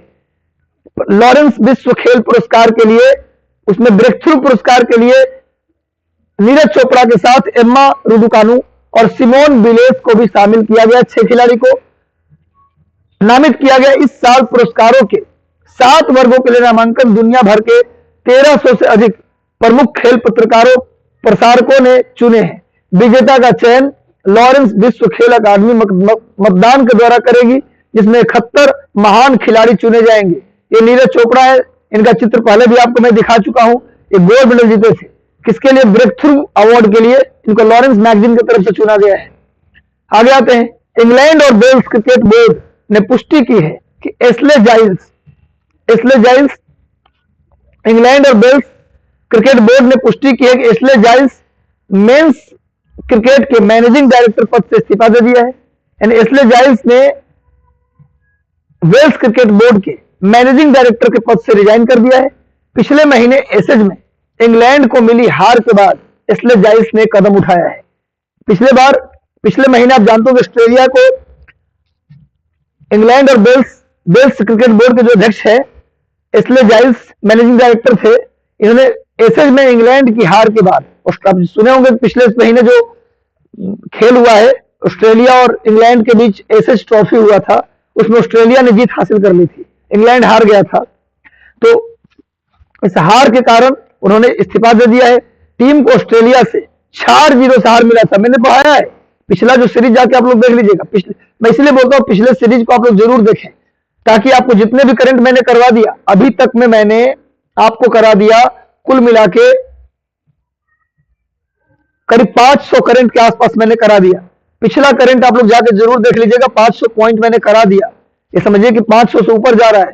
तो एस्ले जाइल्स जो 4-0 से इंग्लैंड को हार मिला है, पूरा सुपड़ा साफ हो गया। इस बात को लेकर वो क्या कर दिए हैं, रिजाइन कर दिए हैं। ये एस्ले जाइल्स का पिक है, देख लीजिए आप। इन्होंने रिजाइन किया है वेल्स क्रिकेट बोर्ड के मैनेजिंग डायरेक्टर के पद से। आगे आते हैं, डॉक्टर मदन मोहन त्रिपाठी ने 1 फरवरी को राष्ट्रीय इलेक्ट्रॉनिक तथा सूचना प्रौद्योगिकी संस्थान नीलिट, आपने सुना होगा, नीलिट को पहले डोएक के नाम से जानते थे, नीलिट को पहले डोएक सोसाइटी के नाम से जानते थे, डोएक का ही नाम बदल के अब कर दिया गया नीलिट। नीलिट के महानिदेशक के रूप में पदभार ग्रहण किसने किया है, डॉक्टर मदन मोहन त्रिपाठी। इसी का पुराना नाम था डोएक, नोट कर लो, DOEACC, DOEACC, इसी का अब नाम हो गया NIELIT, national electronics and information technology institute, इसका फुल फॉर्म होता है। तो ये नीलिट का चेयरपर्सन कौन बने हैं, मदन मोहन त्रिपाठी। यह संस्थान भारत सरकार के इलेक्ट्रॉनिक और सूचना प्रौद्योगिकी मंत्रालय के अंतर्गत काम करता है। ये सामने इनका फोटो दिया गया है मदन मोहन त्रिपाठी का, ये नीलिट के चेयरपर्सन बने हैं। आगे आइए, भारतीय रिजर्व बैंक के पूर्व गवर्नर उर्जित पटेल ने packaged food company Britannica industry limited में गैर कार्यकारी और स्वतंत्र निदेशक के पद से इस्तीफा दे दिया है। आरबीआई के पूर्व गवर्नर थे उर्जित पटेल, आप जानते हैं, उर्जित पटेल पूर्व गवर्नर है आरबीआई के। इन्होंने पहले Britannica industry limited, food packaging company Britannica industry limited में गैर कार्यकारी और स्वतंत्र निदेशक के रूप में से इस्तीफा दे दिया है। आपको बता दें कि हाल ही में उर्जित पटेल को बीजिंग स्थित एशियन इंफ्रास्ट्रक्चर इन्वेस्टमेंट बैंक में दक्षिण एशिया में निवेश संचालन के लिए उपाध्यक्ष नियुक्त किया गया है। आपको अभी कल बताया था, कल के करंट अफेयर अगर नहीं देखा तो देख लीजिएगा। AIIB, Asian infrastructure investment bank, आप जानते हैं इसकी स्थापना किया गया था। इसका हेडक्वार्टर है बीजिंग में। एशियन इंफ्रास्ट्रक्चरल इन्वेस्टमेंट बैंक का हेडक्वार्टर कहां है, बीजिंग में है। और इसमें सबसे ज्यादा हिस्सा इस बैंक में चीन का है और दूसरे नंबर पर भारत का है। इसका अभी क्या बन गए, ये एशियन बीजिंग, इसके क्या बन गए, उपाध्यक्ष। क्या बने हैं, उपाध्यक्ष बन गए हैं उर्जित पटेल। उर्जित पटेल ने सितंबर 2016 में रिजर्व बैंक के 24वें गवर्नर के पद संभाला था। वर्तमान में कौन गवर्नर है, शक्तिकांत दास। रिजर्व बैंक के वर्तमान गवर्नर कौन है, शक्तिकांत दास। शक्तिकांत दास जो 25वें गवर्नर है। कभी कभी पूछ लेता है कैवा गवर्नर है, तो ये उर्जित पटेल 24वां थे, इनके बाद ही शक्तिकांत दास बने थे 25वां गवर्नर। 2016 से लेकर 18 तक ये गवर्नर पद पर रहे। 18 में इन्होंने अपने पद से इस्तीफा दे दिया था और कहां चले गए थे, ब्रिटानिका इंडस्ट्री लिमिटेड में चले गए। वर्तमान में AIIB के उपाध्यक्ष नियुक्त कर दिए गए। AIIB के हेडक्वार्टर कहां है, ये हेडक्वार्टर है बीजिंग में, नोट कर लीजिएगा, एशियन इंफ्रास्ट्रक्चरल इन्वेस्टमेंट बैंक। आप लोगों को पिछला जो करंट अफेयर मैंने 2 दिन पहले करवाया, इसका आपको PDF नहीं मिला होगा। आज आपको तीनों का PDF मिल जाएगा, पिछला, उसके बाद वाला और आज वाला, तीनों का PDF आपको लोगों को उपलब्ध करवा देंगे आज। तो आप लोग आज टेलीग्राम पर तीनों PDF मिल जाएगा। एक राय दे रहा हूं, आप लोग PDF का प्रिंट आउट जरूर निकलवा लीजिए, ताकि बार बार रिवीजन करने में आपको आसानी होगी। तो बेहतर तरीके से मैं करंट करा रहा हूं, इससे बेस्ट करंट आपको नहीं मिलेगा। और मैं गारंटी करता हूं कि अब 30 अप्रैल को, 30 अप्रैल को जो पेपर आपका है, वो पेपर आपका द बेस्ट होने वाला है। करंट को लेकर आपको ज्यादा कुछ सोचने की जरूरत नहीं है। इस सेशन से, इस सीरीज से सारा करंट हो जाएगा। बस सीरीज को शेयर कर दें। अगर मेहनत बेहतर लग रहा है, आपको बेहतर सेशन लग रहा है, तो सेशन को लाइक कर दे। लाइक बटन दबा दो मेरे भाई, 2 सेकंड लगता है, लाइक कर दो। और अधिकतम जितने भी आपके दोस्त हैं उन सभी जगहों पर शेयर कर दो। भारतीय अमेरिकी, अगला करंट अफेयर, भारतीय अमेरिकी राहुल गुप्ता। राहुल गुप्ता एक व्यक्ति है जो पहले भारतीय थे, अब अमेरिका के नागरिक हैं। तो भारतीय अमेरिकी राहुल गुप्ता को अमेरिकी सीनेट ने राष्ट्रीय औषधि नियंत्रण नीति के निदेशक की जिम्मेदारी सौंपी है। Rahul Gupta white house office of national drug control policy के नेतृत्व करने वाले पहले डॉक्टर बन गए हैं। क्लियर है। तो राहुल गुप्ता अमेरिकी सीनेट ने इसको क्या किया, इनको क्या किया है, राष्ट्रीय औषधि नियंत्रण नीति के निदेशक बनाया है, डायरेक्टर ऑफ क्या, national medicine control policy, national medicine control policy के क्या बनाया है अमेरिका में, इनको निदेशक डायरेक्टर बनाया है। और ये राहुल गुप्ता जो है white house office of national drug control policy का नेतृत्व करने वाले पहले डॉक्टर बन गए हैं, पहले डॉक्टर हैं जो इसका नेतृत्व कर रहे हैं। इससे पहले डॉक्टर को नहीं बनाया जाता था, इसको नेतृत्व कर ड्रग कंट्रोल पॉलिसी को नियंत्रित करने के लिए पहले डॉक्टर को क्या बनाया गया है, निदेशक Rahul Gupta. Rahul George town university school of medicine में मेडिसिन विभाग में क्लिनिकल प्रोफेसर रह चुके हैं। साथ ही वेस्ट वर्जीनिया यूनिवर्सिटी में स्कूल ऑफ पब्लिक हेल्थ में स्वास्थ्य नीति प्रबंधक और नेतृत्व विभाग में सहायक प्रोफेसर रह चुके हैं। इन्होंने Harvard T H Chan school of public health में विजिटिंग फैकल्टी के रूप में भी काम कर चुके हैं। इनको अभी क्या बनाया गया, नेशनल ड्रग कंट्रोल पॉलिसी के डायरेक्टर बनाया गया है, पहले डॉक्टर हैं जिसके निर्देशक बने हैं। ये ज्यादा इंपॉर्टेंट हो जाता है राहुल गुप्ता, और सबसे बड़ी बात है भारतीय मूल के हैं। आगे आइए नेक्स्ट, अगले करंट पर बढ़ते हैं। राशिद खान अब T20 इंटरनेशनल में सबसे तेज 100 विकेट लेने वाले गेंदबाज बन गए हैं। सबसे तेज T20 में सबसे तेज 100 विकेट लेने वाले राशिद खान, क्या करामाती बॉलिंग है, बहुत बड़े स्पिनर, अफगानिस्तान खेल की दम, अफगानिस्तान खेल की जान राशिद खान। राशिद खान चर्चा में भी थे जब तालिबानियों ने उस पर कब्जा किया अफगानिस्तान पर, तो राशिद खान ने कमेंट किया कि अफगानिस्तान को बचाइए, अफगानिस्तान गलत हाथों में जा रहा है। तो राशिद खान वही है, इन्होंने T20 में सबसे फास्ट 100 विकेट लेने का रिकॉर्ड बना दिया है। राशिद ने 53वें इंटरनेशनल क्रिकेट में विकेट का शतक पूरा किया, यानी इनका 53वां मैच था, T20 का 53rd मैच था, उसमें इन्होंने 100 विकेट ले लिया, यानी एवरेज 2 विकेट एक मैच में। इनका एवरेज क्या है, लगभग 2 विकेट के हिसाब से इन्होंने विकेट लिया है।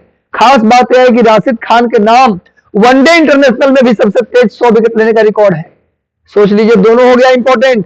T20 में रिकॉर्ड अभी हाल में बना है 100 विकेट लेने का, और वनडे में भी इनके नाम ही सबसे तेज 100 विकेट, सबसे तेज कम मैच में 100 विकेट लेने का रिकॉर्ड भी राशिद खान के नाम ही है।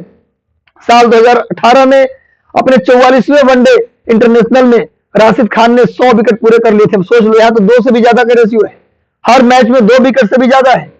44वां वनडे में ही इन्होंने 100 विकेट ले लिया था, या 53वां T20 में 100 विकेट लिया है, तो दोनों लगभग बराबर ही है, लगभग 2 के एवरेज से इन्होंने विकेट लिया, हर मैच में 2 विकेट के रेशियो से विकेट इन्होंने लिया है। बहुत बेहतरीन करामाती बॉलर है, ये स्पिन बॉलर है। आगे आते हैं, इससे पहले T20 इंटरनेशनल में सबसे तेज 100 विकेट लेने का रिकॉर्ड श्रीलंका के पूर्व तेज गेंदबाज लसिथ मलिंगा के नाम था। इससे पहले T20 में सबसे तेज 100 विकेट लेने का जो रिकॉर्ड था वो लसिथ मलिंगा के नाम था, उन्होंने 76 मैच में रिकॉर्ड पूरा किया था। लसिथ मलिंगा ने 76 मैच में 76 T20 में 100 विकेट लिया था, और राशिद खान जी ने 53वें T20 में ही 100 विकेट ले लिया है, और 44 वनडे में ही 100 विकेट ले लिया। तो सबसे तेज वनडे 100 विकेट, और सबसे तेज T20 100 विकेट लेने का रिकॉर्ड दोनों राशिद खान के नाम है। देखो, ये राशिद खान के चित्र है, राशिद खान को आप पहचानते होंगे, आईपीएल में भी खूब धूम मचाते हैं। चलिए आगे बढ़ते हैं। राष्ट्रीय एकता दिवस, राष्ट्रीय एकता दिवस कब मनाते हैं, आप जानते हैं, सरदार वल्लभ भाई पटेल, सरदार वल्लभ भाई पटेल के जो जन्म दिवस है 31 अक्टूबर, उस दिन हम लोग क्या मनाते हैं, नेशनल यूनिटी डे। और मैं बता दूं, 31 अक्टूबर श्रीमती इंदिरा गांधी का भी डेथ हुआ था, उनकी हत्या कर दी थी एक सरदार बेअंत सिंह, एक सरदार सिख सरदार बेअंत सिंह ने गोली मारकर इंदिरा गांधी की हत्या कर दी थी। 31 अक्टूबर 1984 1984 31 अक्टूबर 1984 को इंदिरा गांधी की हत्या की गई थी, और कहते हैं 31 अक्टूबर को ही जन्म हुआ था सरदार वल्लभ भाई पटेल लौह पुरुष का। लेकिन हम लोग सरदार वल्लभ भाई पटेल के जन्म दिवस को ही मनाते हैं राष्ट्रीय एकता दिवस के रूप में, इंदिरा गांधी की मृत्यु के रूप में नहीं मनाते हैं। दोनों बात नोट कर लीजिए। सरदार वल्लभ भाई पटेल भारत के पहले उप प्रधानमंत्री थे, भारत के पहले उप प्रधानमंत्री और पहले गृह मंत्री कौन थे, सरदार वल्लभ भाई पटेल। रियासती मामलों के मंत्रालय में भी थे। प्रत्येक साल इस दिन को राष्ट्रीय एकता दिवस के रूप में मनाया जाता है। केंद्र सरकार ने साल 2014 में 31 अक्टूबर को सरदार वल्लभ भाई पटेल की जयंती को राष्ट्रीय एकता दिवस के रूप में मनाने का निर्णय लिया। 31 अक्टूबर को 2014 से हम लोग मना रहे हैं एकता दिवस के रूप में। इस बार 23 जनवरी को पराक्रम दिवस मनाने का निर्णय लिया गया है। तुम बताओ, तुम लोग बताओ भाई, अभी 23 जनवरी को पराक्रम दिवस मनाने का निर्णय लिया गया है। किसके जन्म दिवस पर? मैंने बताया है आप लोगों को 2 दिन पहले। रितु कुमारी लाइव नहीं हुआ, लेकिन वीडियो आया था। रितु कुमारी, मेरा वीडियो 2 दिन पहले लाइव नहीं हुआ, लेकिन वीडियो मेरा आया था। वीडियो जाकर देख लीजिए, वीडियो आया था। वीडियो जाकर आप लोग देख लीजिए जल्दी से। बिल्कुल सुभाष चंद्र बोस, बिल्कुल मैंने बताया था। इस बार शुरू हुआ है सुभाष चंद्र बोस के दिवस को क्या मनाने के रूप में? राष्ट्रीय राष्ट्रीय पराक्रम दिवस, एकता दिवस 2014 से मन रहा है। आगे आइए। सरकार ने उच्चतम न्यायालय के पूर्व न्यायाधीश अशोक भूषण को राष्ट्रीय कंपनी विधि अपीलीय न्यायाधिकरण NCLAT का चेयरमैन नियुक्त किया है। किनको किनको नियुक्त किया है भाई? अशोक भूषण को। राष्ट्रीय कंपनी विधि अपीलीय प्राधिकरण, एक्चुअली कंपनी से संबंधित जितने भी केस होते हैं उन केसेज के ऊपर जो काम होता है, जैसे मान लो किसी कंपनी को कोई प्रॉब्लम हो गया तो कहां केस करेगा? अपीलीय न्यायाधिकरण में केस करेगा। तो अशोक भूषण को कंपनी से संबंधित जो अपीलीय ट्रिब्यूनल है उनका क्या बनाया गया है? उनको चीफ बनाया गया है। किनको बनाया गया भैया? तो राष्ट्रीय कंपनी विधि अपीलीय न्यायाधिकरण के चेयरमैन अशोक भूषण को बनाया गया है। ये सुप्रीम कोर्ट के पूर्व न्यायाधीश हैं। इसके अलावा मणिपुर उच्च न्यायालय के पूर्व मुख्य न्यायाधीश रामलिंगम सुधाकर को राष्ट्रीय कंपनी न्यायाधिकरण का अध्यक्ष नियुक्त किया गया है। क्लियर है? ये सामने इनका चित्र दिया गया है अशोक भूषण जी का। आगे आते हैं। हाल ही में पृथ्वी विज्ञान मंत्रालय ने चेन्नई में भारत का पहला मानवयुक्त महासागर मिशन समुद्रयान लॉन्च किया है। पृथ्वी विज्ञान मंत्रालय जो भारत सरकार का है, उसने मानवयुक्त मतलब मानव के साथ महासागर मिशन समुद्रयान लॉन्च किया है। भारत इस प्रमुख महासागर मिशन में अमेरिका, रूस, फ्रांस, जापान, चीन जैसे देशों के साथ इलीट क्लब में शामिल हो गया है, जिसके पास ऐसी गतिविधियों के लिए विशिष्ट तकनीक और वाहन उपलब्ध हैं। मतलब इस तरह का समुद्रयान जो लॉन्च किया है, इस तरह का तकनीक अमेरिका, रूस, फ्रांस, जापान और चीन के पास है। अब भारत भी इस क्लब में शामिल हो गया जो समुद्र में समुद्रयान लॉन्च किया है। यह भारत का पहला अद्वितीय मानवयुक्त महासागर मिशन है, जिसका उद्देश्य गहरे सागर में अन्वेषण करना, दुर्लभ खनिजों का पता लगाना। खनन के लिए पनडुब्बी के माध्यम से व्यक्तियों को भेजा जाएगा।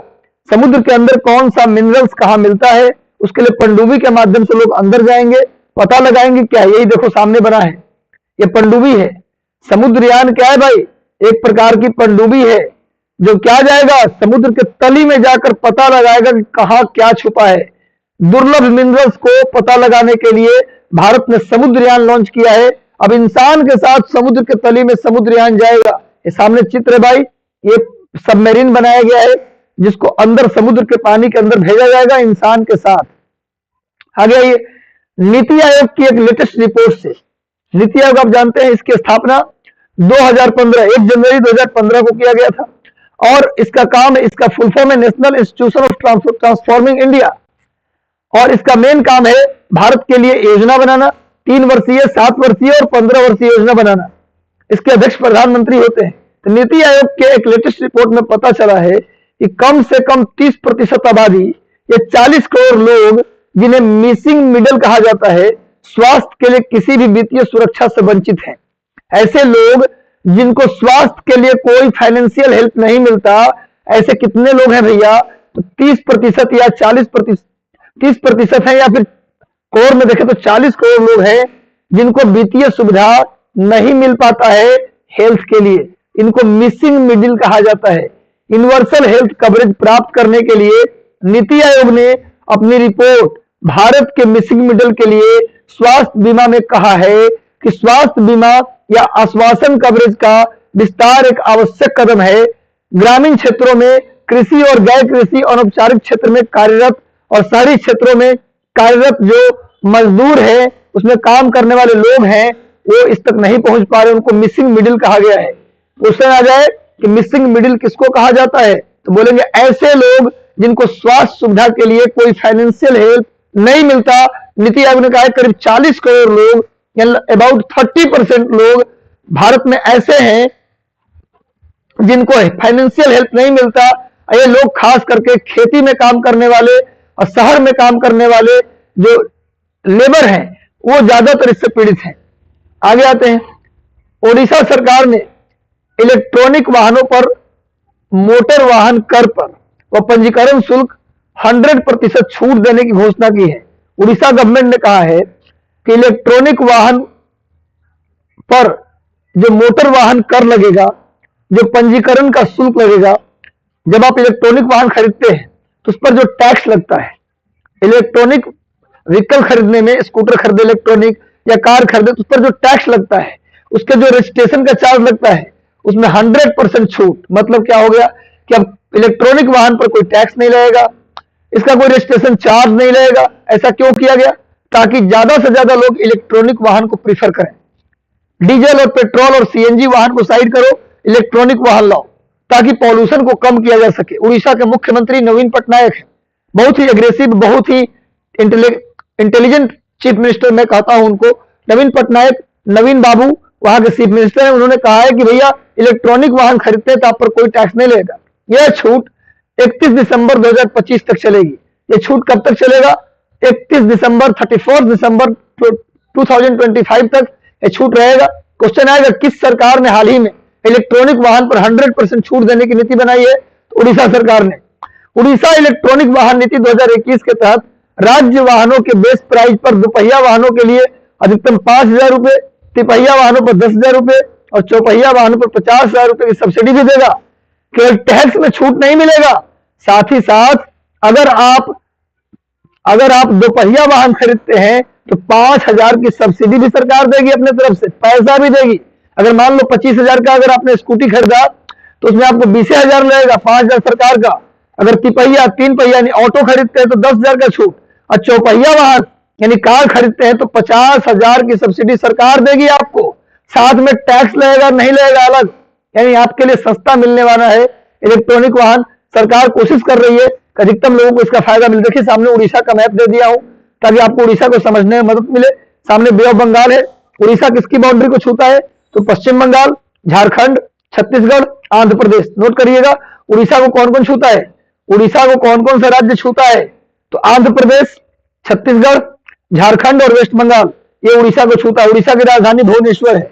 उड़ीसा की राजधानी कहाँ है? भुवनेश्वर है, नोट कर लीजिएगा। इसके मुख्यमंत्री कौन है? नवीन बाबू, नवीन पटनायक। आगे आइए, भारतीय विशिष्ट पहचान प्राधिकरण UIDAI ने कानूनों के दोहरेपन से बचने के लिए भारत सरकार से व्यक्तिगत डाटा संरक्षण कानून में छूट की अपील की है। कहा है कि जैसे कभी कभी क्या हो जाता है ना कि कभी कभी होता क्या है, दो अलग अलग मंत्रालय के अलग अलग कानून है, और UIDAI जो हमारा आधार कार्ड है उसमें कई ऐसी जानकारियां होती हैं जो दो अलग अलग मंत्रालय के होते हैं, और उससे क्या हो जाता है कि इनको दिक्कत हो जाती है, दोनों के नियम अलग अलग हैं। इसने कहा है UIDAI यानी आधार कार्ड वाली जो एजेंसी है उसने कहा है कि भाई व्यक्तिगत डाटा संरक्षण जो कानून है भारत सरकार से कहा है, इसमें छूट की अपील की है। UIDAI इलेक्ट्रॉनिक और सूचना प्रौद्योगिकी मंत्रालय द्वारा स्थापित एक वैधानिक प्राधिकरण है। यह भारत के निवासियों के लिए आधार नामक विशिष्ट पहचान संख्या जारी करने के लिए स्थापित किया गया था। इसी तरह व्यक्तियों के व्यक्तिगत डाटा को सुरक्षा प्रदान करने के लिए भारत की संसद में एक विधेयक पारित किया गया था। यह विधेयक डाटा सुरक्षा प्राधिकरण की स्थापना करके व्यक्तिगत डाटा के प्रसंस्करण के लिए रूपरेखा तैयार करता है। तो UIDAI ने कहा है जो ओवरलैपिंग हो जाता है दो कानूनों का उसको समाप्त किया जाए। ये भारत सरकार से अपील किया है। आगे आते हैं, आधार कार्ड UIDAI ही जारी करती है। भारत ने हाल ही में अग्नि 5 मिसाइल का सफल परीक्षण किया है। अग्नि 5 एक मिसाइल है, उसका सफल परीक्षण किया। अग्नि के 5 संस्करण है, अग्नि 1, अग्नि 2, अग्नि 3, अग्नि 4, अग्नि 5। मैं बता दूं कि इसके अलावा एक और संस्करण भी आया है, अग्नि प्राइम। अग्नि का एक और संस्करण आया, अग्नि प्राइम। तो नोट कर लीजिए, अग्नि का अब 6 संस्करण हो गया। कौन कौन? अग्नि के कितने संस्करण है? 6। ऐसे भी पूछ सकता है कौन कौन? अग्नि 1, 2, 3, 4, 5 और एक हो गया अग्नि प्राइम। ये अग्नि मिसाइल का संस्करण है। ये अभी हाल ही में इसका क्या किया गया? टेस्ट किया गया है। 5,000 किलोमीटर दूरी तक इसकी मारक क्षमता है। मैं बता दूं अग्नि 1, अग्नि 2, अग्नि 3, अग्नि 4, इन सब के डायरेक्टर कौन थे? इन सब के डायरेक्टर थे APJ अब्दुल कलाम। लेकिन अग्नि 5 के जो डायरेक्टर थी एक महिला थी जिनका नाम था टेसी थॉमस। नोट कर लीजिए, अग्नि 5 की डायरेक्टर टेसी थॉमस थी।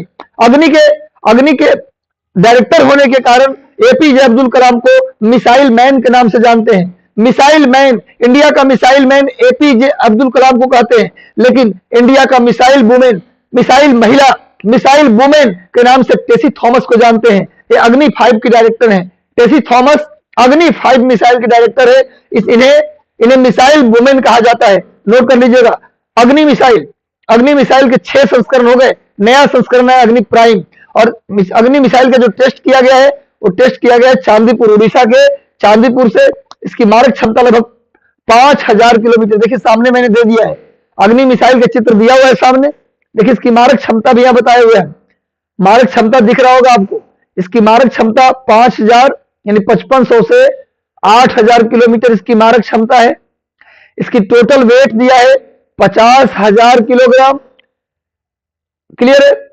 इसके अलावा इसकी लंबाई दिया है 17.5 मीटर। कितना लंबा है? 17.5 मीटर लंबा है। न्यूक्लियर वारहेड कितना लेके जाएगा ये? 1500 केजी का नाभिकीय हथियार लेकर जा सकता है। ये हमारा अग्नि 5 मिसाइल है। क्लियर है? यानी यहां से अगर मार करें आप तो आप 5500 किलोमीटर का मतलब क्या? ये पूरा यूरोप में किसी भी देश को यहां से मार सकते हैं, चीन को मार सकते हैं, जितने भी पूरा एशिया महादेश, पूरा यूरोप इसके जद में आ गया। यानी यहां से बैठे बैठे इसके मुंह पर हम 1500 किलो का परमाणु बम रख के दबा देंगे, दिल्ली में बैठ के सीधे जाके इंग्लैंड में जाए गिरेगा। सोचिए, लेकिन ऐसा करते नहीं। भारत एक शांति प्रिय देश है, भारत हमला करता नहीं। भारत जो शांति प्रिय देश है। आगे आते हैं,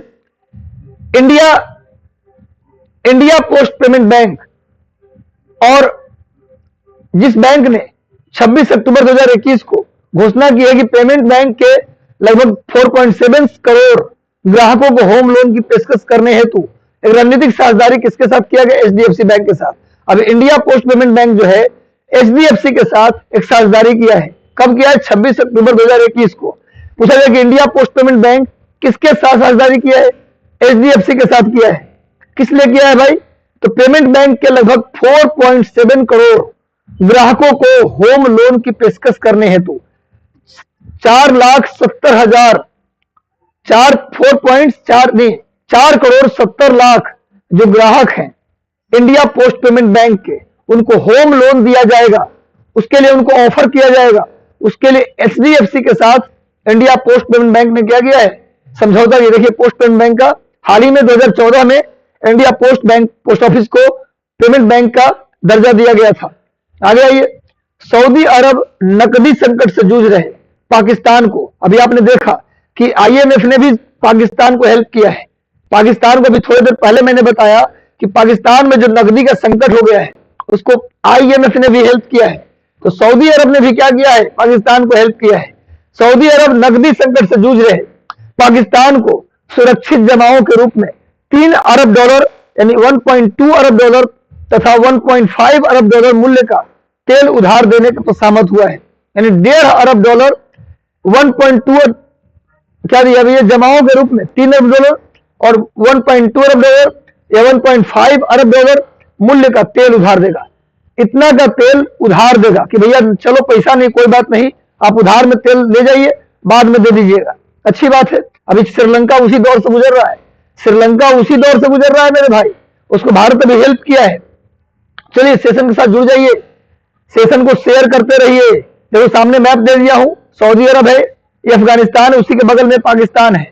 सऊदी अरब ने पाकिस्तान को हेल्प किया है, तेल उधार देने की पेशकश की है। सामने तुर्की है, ये ईरान है, ये इराक है। मैं मैप पे दे दिया हूं, जानबूझकर देता हूं ताकि पीडीएफ में मैप रहेगा, तो इससे आपका मैपिंग भी क्लियर हो जाएगा साथ ही साथ। आगे आते हैं, नागरिक उड्डयन मंत्रालय, बहुत बड़ा करंट है ये, ध्यान दो, इससे क्वेश्चन आ सकता है। नागरिक उड्डयन मंत्रालय ने किसानों की सहायता के लिए कृषि उड़ान योजना पार्ट 2 लॉन्च किया है। पार्ट 2 मतलब 2.0 का मतलब पार्ट 2। नागरिक उड्डयन मंत्रालय ने किसानों की सहायता के लिए कृषि उड़ान योजना पार्ट 2 लॉन्च किया है। पार्ट 2 लॉन्च किया है।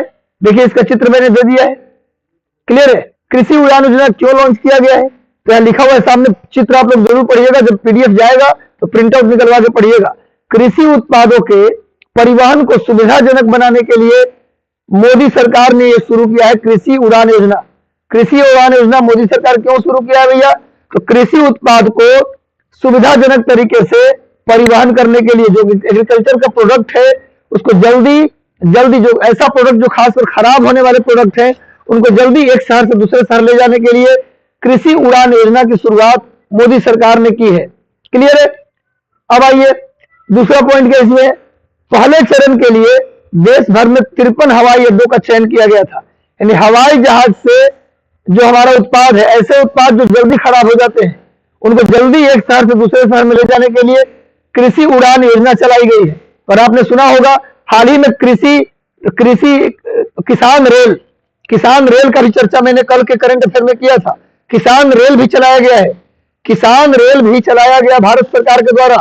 आपको बताया था मैंने, पहला किसान रेल महाराष्ट्र के देवलाली से बिहार के दानापुर तक चलाया गया है। अब मोदी सरकार ने उड़ान योजना शुरू किया है कि भैया हवाई जहाज में लोड करके अपना मटेरियल आप दिल्ली बेंगलुरु भेज सकते हैं। यदि खराब होने वाला मटेरियल तो जल्दी भेज सकते हैं आप। ये किया, बहुत अच्छा काम हो रहा है। अभी देखा जाए तो किसानों के लिए, कृषि के लिए, देखिए मोदी सरकार को हर मुद्दे पर घेरने से क्या होगा। मैं बताऊं कि कुछ सरकार के द्वारा बेहतर कार्य भी किए गए हैं जिसकी सराहना होनी चाहिए। अभी टोटल मिला के 100 किसान रेल चलाया गया है, 100 किसान रेल चल गया। अब उड़ान योजना पार्ट 2 आ गया है। पहले उड़ान योजना में 53 हवाई अड्डों का चयन किया गया था, अब दूसरा उड़ान योजना भी आ गया है। चलिए आगे आते हैं हम लोग। भारतीय रिजर्व बैंक ने बलदेव प्रकाश को जम्मू कश्मीर बैंक का अगला प्रबंध निदेशक यानी मैनेजिंग डायरेक्टर और मुख्य कार्यकारी अधिकारी नियुक्त किया है। देखिए सामने ये चित्र दिया गया है बलदेव प्रकाश का। ये बलदेव प्रकाश जी हैं, यहां जो बैठे हैं ये बलदेव प्रकाश है। इनको बनाया गया जम्मू कश्मीर बैंक का अगला प्रबंध निदेशक और मुख्य कार्यपालक पदाधिकारी, सीईओ और एमडी इनको बनाया गया है जम्मू कश्मीर बैंक का। आरबीआई द्वारा अपॉइंट किए गए हैं, नोट कर लीजिएगा आप लोग। क्या नाम इनका है? बलदेव प्रकाश। आगे आते हैं। गोवा जो खुले में शौच मुक्त राज्य घोषित हुआ है। आपको पता है ना, गोवा को मैंने कल बताया था रैबिज मुक्त होने वाला, रैबिज मुक्त होने वाला भारत का पहला राज्य कौन है? गोवा। रैबिज से मुक्त हो, नोट कर लो, रैबिज से मुक्त होने वाला भारत का एकमात्र और पहला राज्य कौन है? गोवा। कुत्ता काटने से आपके बॉडी के अंदर कौन सा वायरस चला जाता है? रैबिज। और रैबिज से कौन सी बीमारी होती है? हाइड्रोफोबिया। कुत्ता काटने से जो बीमारी होती है उस बीमारी का नाम है हाइड्रोफोबिया। और हाइड्रोफोबिया किस वायरस से होता है? रैबिज से होता है। ये रैबिज वायरस हमारे शरीर में कहां से आता है? कुत्ता से। तो कुत्ता काटने से जो रैबिज वायरस होता है उससे मुक्त होने वाला गोवा भारत का क्या है भैया? पहला राज्य बन गया है। और खुले में शौच मुक्त होने वाला पहला राज्य भी कौन बन गया? गोवा बन गया। गोवा की राजधानी पणजी है। हाल ही में WHO ने मलेरिया मुक्त घोषित किया है चीन को मलेरिया मुक्त घोषित किया, गोवा को रैबिज मुक्त घोषित किया और पहला राज्य बन गया गोवा, जो खुले में शौच मुक्त ODF बनने वाला पहला राज्य गोवा है। और गोवा के बारे में बताया था मैंने, गोवा भारत का एकमात्र राज्य है जहां यूनिफॉर्म सिविल कोड लागू है, जहां एक समान नागरिक संहिता लागू है। एक समान नागरिक संहिता अनुच्छेद 44 में आता है, DPSP के अनुच्छेद 44 में आता है एक समान नागरिक संहिता। और अनुच्छेद 44 पूछा जाए कि भारत के एकमात्र राज्य बताइए जहां DPSP के अनुच्छेद 44 लागू है, तो आंसर हो जाएगा, क्या आंसर हो जाएगा? जल्दी बोलो, गोवा। यानी कि एक समान नागरिक संहिता यूनिफॉर्म सिविल कोड लागू करने वाला एकमात्र राज्य है गोवा। आगे आइए। अनीता आनंद लंबे समय से कनाडा के रक्षा मंत्री रहे, भारतीय मूल के हरजीत सज्जन की जगह लेंगी। अनीता आनंद जो भारतीय मूल की है, ये भी भारतीय मूल के ही है। पहले हरजीत सज्जन थे कनाडा के रक्षा मंत्री, अब कौन बनेंगी? अनीता आनंद बनेंगी। वे कनाडा की पहली हिंदू और देश की दूसरी महिला रक्षा मंत्री हैं। देश की दूसरी महिला रक्षा मंत्री हैं और पहली हिंदू। इससे पहले किसी हिंदू को कनाडा में रक्षा मंत्री नहीं बनाया गया था। भारतीय, हरजीत सज्जन भी भारतीय थे, पर इसमें क्या जुड़ा हुआ है? पहली हिंदू महिला, पहली हिंदू जो बनी है कनाडा की रक्षा मंत्री। और दूसरी, इससे पहले दूसरी एक और महिला कनाडा के रक्षा मंत्री रह चुके हैं। अनीता से पहले कनाडा की एकमात्र महिला रक्षा मंत्री किम कैंपबेल थी। क्वेश्चन आ जाए, कनाडा की पहली रक्षा मंत्री किम कैंपबेल थी, पहली रक्षा मंत्री, पहली महिला रक्षा मंत्री। और अनीता आनंद दूसरी महिला रक्षा मंत्री हैं और पहली हिंदू रक्षा मंत्री हैं। ये भारतीय मूल की अनीता आनंद देखिए सामने इनका चित्र दिया गया है, देख लीजिए। ये कनाडा के रक्षा मंत्री बने हैं। कनाडा के प्रधानमंत्री कौन है आप बताइए? कनाडा के प्रधानमंत्री मैंने चर्चा की थी पिछले बार। जल्दी से सेशन को शेयर कर दो, सेशन को शेयर कर दो मेरे भाई। कनाडा के प्रधानमंत्री किसे बनाया गया? कनाडा के प्रधानमंत्री कौन है? टेलीग्राम लिंक नीचे दिया गया है डिस्क्रिप्शन बॉक्स में। डिस्क्रिप्शन में टेलीग्राम लिंक पड़ा हुआ है, टेलीग्राम लिंक पे जाकर जुड़ जाइएगा। टेलीग्राम लिंक पर जुड़ना जरूरी है, क्योंकि सारा का सारा मटेरियल मैं टेलीग्राम पर ही दूंगा। टेलीग्राम पर ही सारा का सारा मटेरियल मैं आपको भेजूंगा, इसलिए टेलीग्राम लिंक का नीचे दिया गया है हमारे यूट्यूब चैनल के डिस्क्रिप्शन बॉक्स में। वहां जाइएगा, क्लिक कीजिएगा और लिंक से आप जुड़ जाइए। आपको सारा का सारा नोट्स वहीं पर मिलेगा, सारा इंफॉर्मेशन वहीं मिलेगा। टेलीग्राम से जुड़ना जरूरी है भाई। और लगातार सेशन को शेयर कर दो। सेशन अच्छा लगा हो तो लाइक बटन दबा दो, लाइक दबा दो, लाइक बटन दबा दो मेरे भाई। आगे चलते हैं। पंजाब नेशनल बैंक का नया कार्यकारी निदेशक कल्याण कुमार को नियुक्त किया गया है। पीएनबी के नया कार्यकारी निदेशक यानी एक्टिंग डायरेक्टर नियुक्त किया गया है कल्याण कुमार जी को। पंजाब नेशनल बैंक भारत का एक प्रमुख और पुराना बैंक है, यह एक अनुसूचित बैंक है। पंजाब नेशनल बैंक की स्थापना 1893 में की गई थी, लेकिन 19 मई 1894 को भारतीय कंपनी अधिनियम के तहत अनारकली बाजार लाहौर में इसके कार्यालय को पंजीकृत किया गया। स्थापना कब हुआ? 1893 में। 1893 में इसकी क्या की गई? स्थापना की गई।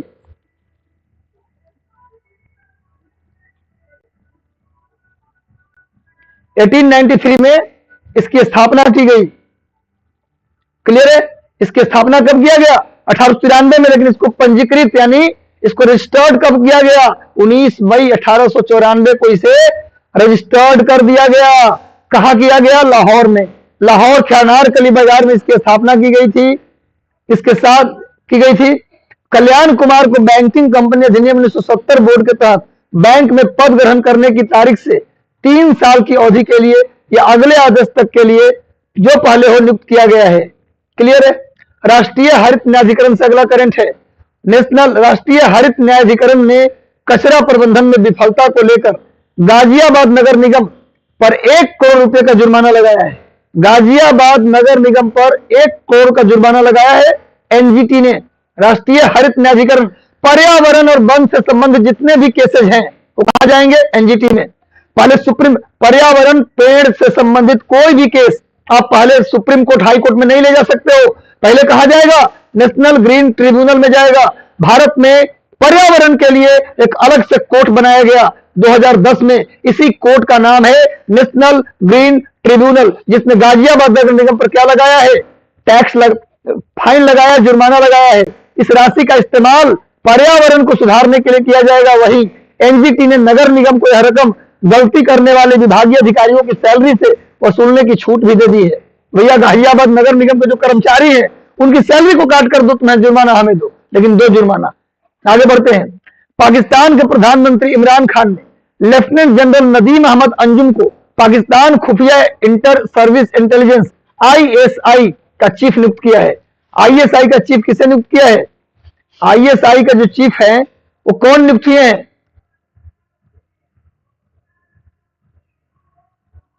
आईएसआई के चीफ किसको नियुक्त किया गया है? आईएसआई के chief lieutenant general Nadeem Ahmed. Lieutenant general Nadeem Ahmed को आईएसआई का चीफ बनाया गया है। नोट कर लीजिए। नदीम अंजुम 20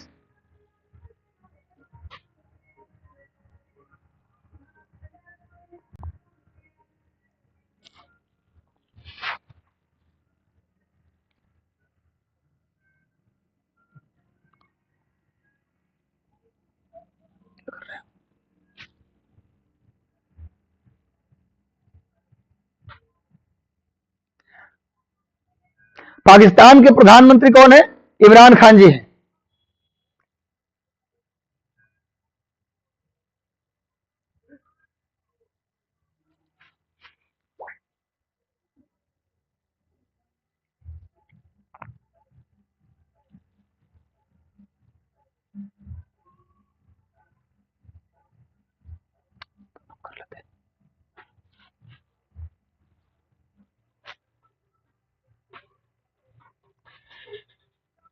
चलिए ठीक है। तो पाकिस्तान के वीडियो मिल रहा है आप सभी को? वीडियो आप सभी को मिल रहा है ना? वीडियो आप सभी को मिल रहा है? वीडियो सबको मिल रहा है भाई? वीडियो सबको मिल रहा है? देख लीजिए एक बार देखिए, वीडियो ठीक हो गया? वीडियो सबको मिल रहा है तो एक बार कमेंट कर दीजिए। वीडियो और मेरा साउंड सबको मिल रहा है तो एक बार कमेंट कर दीजिए, यस सर, बिल्कुल बिल्कुल। चंदा कुमारी शुभकामनाएं, नीतीश जी शुभकामना, भूषण जी शुभकामना। चलिए तुम लोग अगले करंट पर बढ़ते हैं। चलिए क्या है भाई, तो पाकिस्तान के प्रधानमंत्री इमरान खान ने लेफ्टिनेंट जनरल नदीम अहमद अंजुम को पाकिस्तानी खुफिया इंटेलिजेंस एजेंसी आईएसआई का चीफ बने हैं। नदीम अहमद अंजुम, नोट कर लीजिएगा, नदीम अंजुम 20 नवंबर को आईएसआई के मौजूदा लेफ्टिनेंट जनरल फैज हमीद की जगह लेंगे। फैज हमीद इससे पहले आईएसआई के चीफ थे, अभी कौन बन गए? नदीम अहमद अंजुम, नोट कर लीजिए। अंजुम पाकिस्तानी सेना की पंजाब रेजिमेंट से जुड़े हुए हैं। इन्होंने कराची कोर के कमांडर के साथ साथ कमांडेंट के रूप में भी कार्य किया है। कमांडेंट के रूप में भी कार्य इन्होंने किया है पाकिस्तानी सेना में। इनको भी आईएसआई के चीफ बनाया गया है। राष्ट्रीय कौशल विकास निगम ने ब्रिटिश एशियन ट्रस्ट के साथ साझेदारी में skill India impact bond launch की है। अभी राष्ट्रीय कौशल विकास निगम है NDA, national skill development corporation, national skill development corporation, NSDC है। इसने ब्रिटिश एशियन ट्रस्ट के साथ एक साझेदारी की है। Skill India impact bond launch की है। वैश्विक भागीदारी के सहयोग से भारत में कौशल विकास के लिए अपनी तरह का पहला और सबसे बड़ा यह समझौता है। 14.4 मिलियन अमेरिकी डॉलर का फंड शामिल है जो 50,000 युवाओं को रोजगार देकर लाभान्वित करेगा। यह अपनी तरह का पहला नवोन्मेषी बॉन्ड होगा जो कौशल विकास में निजी क्षेत्र के निवेश को बढ़ाने में योगदान देगा। India first skill impact bond, सामने चित्र बना दिया हूं। India first skill impact bond, ये भारत का पहला स्किल इंपैक्ट बॉन्ड है जो ब्रिटिश एशियन ट्रस्ट के साथ समझौते के द्वारा किया गया है।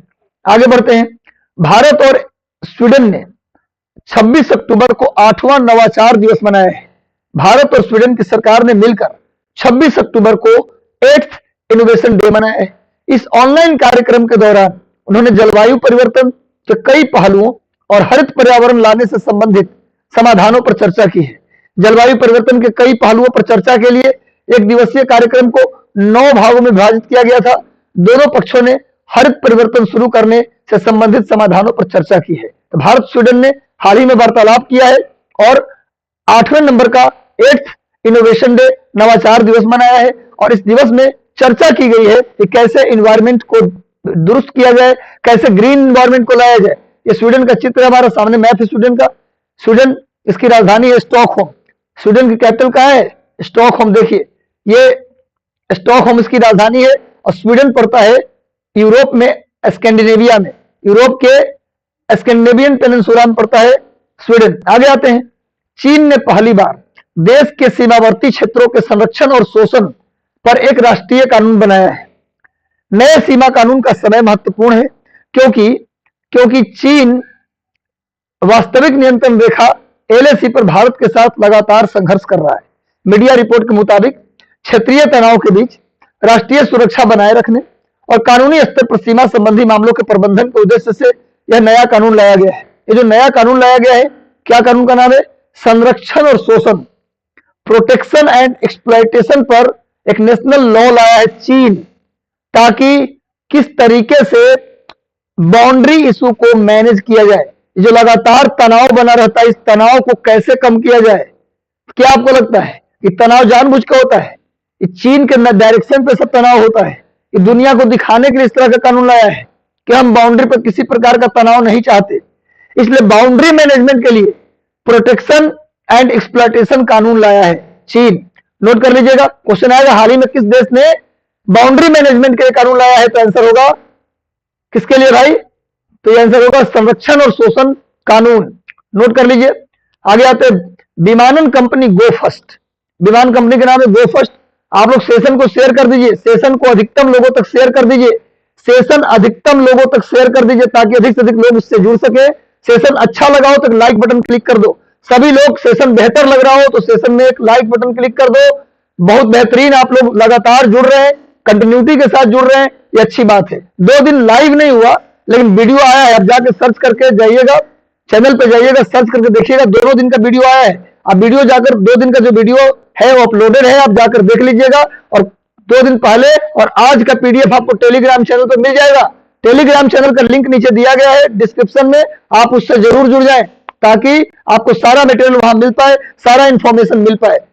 विमानन कंपनी गो फर्स्ट ने हाल ही में श्रीनगर से संयुक्त अरब अमीरात